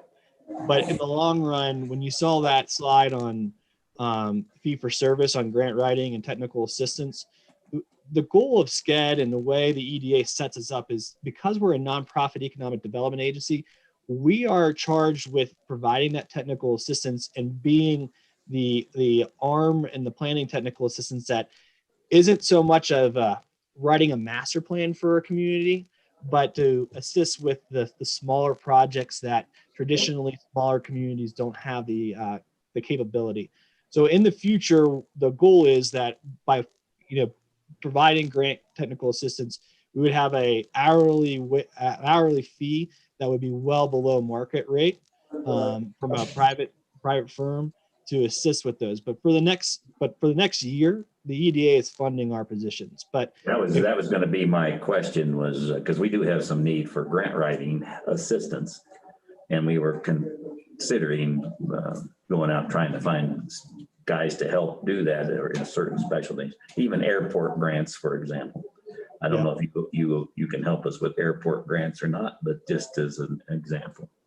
Yep, the Salida Airport dealt with that one way back when, so I will have to re-scratch that knowledge out of the back of my brain. We did a big surfacing project for the runway out here and working with the county because we're co-owner. Okay, well, in that light, we do have a strategic plan for the airport, and there's grants that are involved, and we need that. So I would suggest when you're up here next, you might want to look up our airport board chairman and vice chairman. That'd be great. All right. Sounds I'm great. gonna be there Thursday, so. Does that help answer some of those questions for you, gentlemen, about what we can do? It does, yes, thank you. So as Michael said, when I used SCED, when I started my business down here 30 years ago, it was a one-man show. It was John Galusha, who's in the midst of becoming a county commissioner here. But they helped me enormously, and I was able to open my business simply because I got some good help from SCED and from some other related organizations. So I personally know what SCED can do for a small business. I've been an elected official down here in Levita twice, recently ran for county commissioner. So I also understand the government side of things as well. So again, keep in mind these different resources of talent that Michael and I and others bring. And we're here to help you as much as we can for the next couple of years while this funding lasts. And who knows what will happen after that. So. And do you live in Levita? I live right in Levita, yep. I'll be darned. I did not know that, Bob. Interesting, okay. Huh. Yeah, I used to teach, you guys had a search and rescue organization up there for several years, and they hired me to come up and teach some winter survival skills to them. Oh, So I had an outdoor education and outdoor adventure business here for about 30 years. So I still do a little bit of it part-time. So, but I love Custer County. well, good. Well, thank you guys very much. Appreciate your time. I'm sorry you had to wait so long to get on, but thank you for all your information. Can I ask one clarifying question? What is the, who would be the contact at the airport board I should reach out to? Lynn Legree and or Brian Anderson, that's the chairman, vice chairman respectively. I can send you, if you want to text me, just to text me, it's 719-431-9979. And I will send you contact cards for both of them. And your clerk has Michael's and mine email as well. So you guys can individually reach out as needed as well. Okay, So, very good. great. Thank you, guys. Really appreciate it. Yeah. Take care, guys. Thanks, Michael. You bet. Have a good day. Okay, do you want any additional items? A quick one. The other day I mentioned we were going to get a program overview by Carmel and Vogel's team together. And they came back with a suggestion of the 14th. I haven't got that on anybody's schedule yet, but they're available to brief us all 14th at 2 p.m. That's Monday at 2 p.m. Unless you got something all, there's another window, which would be Mr. Carmel healthy? Excuse me? Is Mr. Carmel healthy now? Yes. Okay. What Yeah, time? they're all cured and Tom Rivera has been cured too. This is a Zoom meeting. It's a Zoom meeting. Oh, Zoom? Okay. And it'll be, I just need to know so I can publish it. So we'll Works get for it me. It's fine. What'd you say, 2 o'clock? 2 p.m. So that's Yeah, I'm gonna Zoom it, but I think I'd like to have them come up here if we can attend. We'll do it at the town hall so fiber broadband Zoom / fiber broadband Zoom at 2. Yeah. Got it. Okay. And we'll see if they if they can come up here for part of that and be in this room with some of us, that's fine. At the town hall, we'll bigger. Okay, that's all I got. Anything else, gentlemen? I have one thing I just have a little concern about, and that's, I don't mean to keep us here any longer, but the coronavirus relief meeting on Friday being our last meeting. Are we in a position, or will we be in a position to work through the ongoing plan that we had to disseminate the money that's left? Yeah, good question. From my perspective, it is not our last meeting. It's our last meeting that we're going to consider new applications. We'll continue after that. We just didn't pick any date. Okay, I'm fine with that then. I have no issue there. Yeah, I had a question on that too, because I've been asked this question. Are those open to the public? Yeah, I think we had that discussion with Paul. I believe they are open to the public. I believe we've probably been remiss on not posting it. We ought to post it. I think we need to ask the chairman of that committee to post it. Yeah, I think we were remiss on that, but I think it is open to the public. Okay. Now, my personal opinion would be specific applicants would not have a right to defend what they're asking for unless we ask questions. Right, unless they're in front, that's right. Right, but if they want to be in part of it, I have no issue whatsoever. And then the other part of that, Paul wanted to have a discussion. Did he send you all an email on program that we get reimbursed, cost $22,000, something like that? Oh, to get certified. Solar. Yeah, solar. Yeah. Yeah, he's wanting to put solar out at his place. He's trying to get a program where we can get it granted. I have a problem with it. I think solar is obviously a good thing, but I'm having trouble with all the other programs going on, getting behind this personally. I'm not opposed to this at all. It was an expensive to get. There's that. I may be confusing it with the CARES. I'll have Okay. Well, There was a reimbursement for certification. If you are good at following the guidelines on the COVID guidelines, you get certified. And it actually knocks a business down. And like, let's say it's at Orange and the business really superb. They get a quote yellow rating from the state. And so they can open up. Yeah. I said 20, you remember that? Yeah. So that was one that it costs $20,000 that is covered by the grant. That's what, I think we need to get Dr. Brown, maybe we ought to discuss that tomorrow after. I need a lot more information on that before I get any. I'm gonna add that to the agenda, and I did send out the agenda for tomorrow. I'll add that to it with it. It's only a couple. One was a virus discussion on vaccination, when that schedule is gonna hit Custer County. Okay. And then the COVID status, so I'll add that certification thing to it. Well, the 5-star planning is what we're meeting about this afternoon. Right. That's right. Yeah, okay. Yeah, that's right. And the PACE program is the solar. Yes. Okay, so we're good. So I don't need to add the 5-star. I forgot it was called the 5-star. All right. So I just wanted to clarify to make sure we're all on the same page. I'm going to pull up the agenda for tomorrow real quick.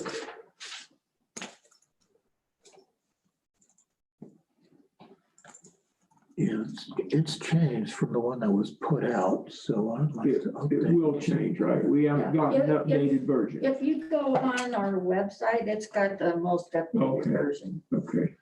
I just haven't had a chance to send it to you this Let me do that real I've quick. been busy this morning. Yeah.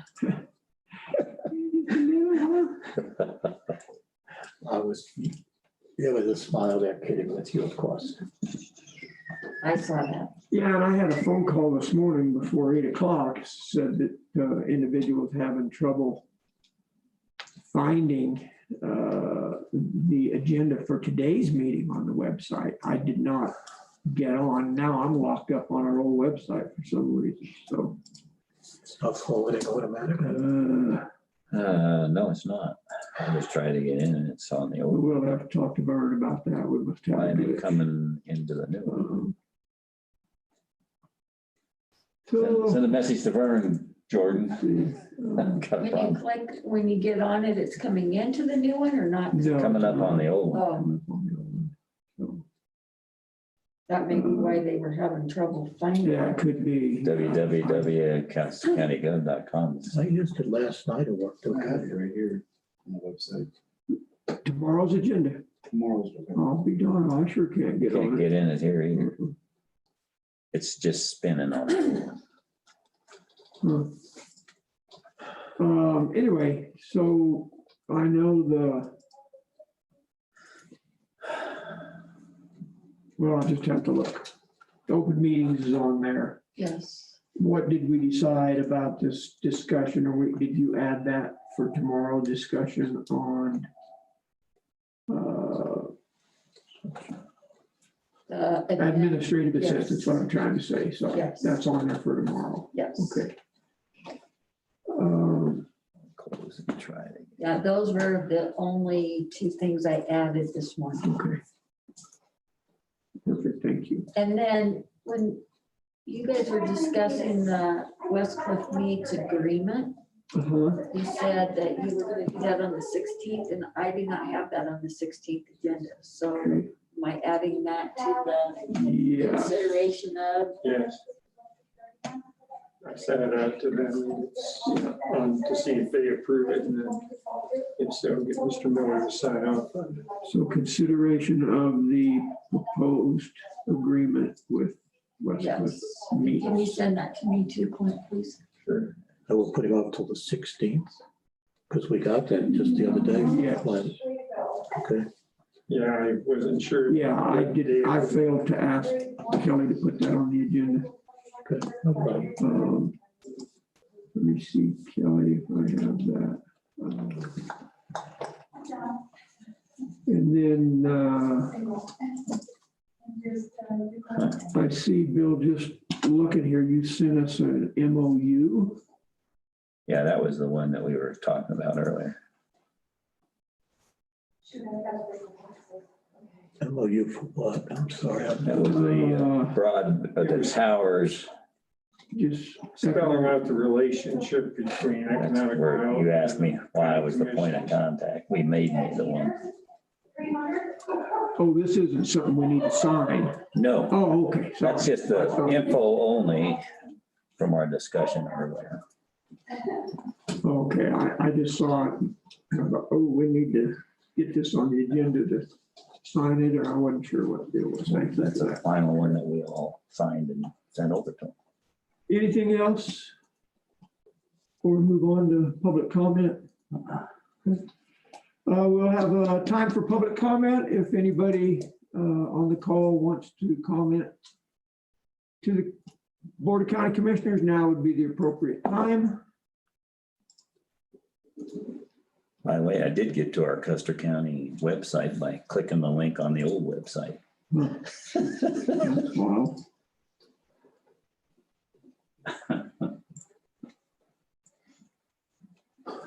Hearing no public comment, Chair would entertain a motion to adjourn.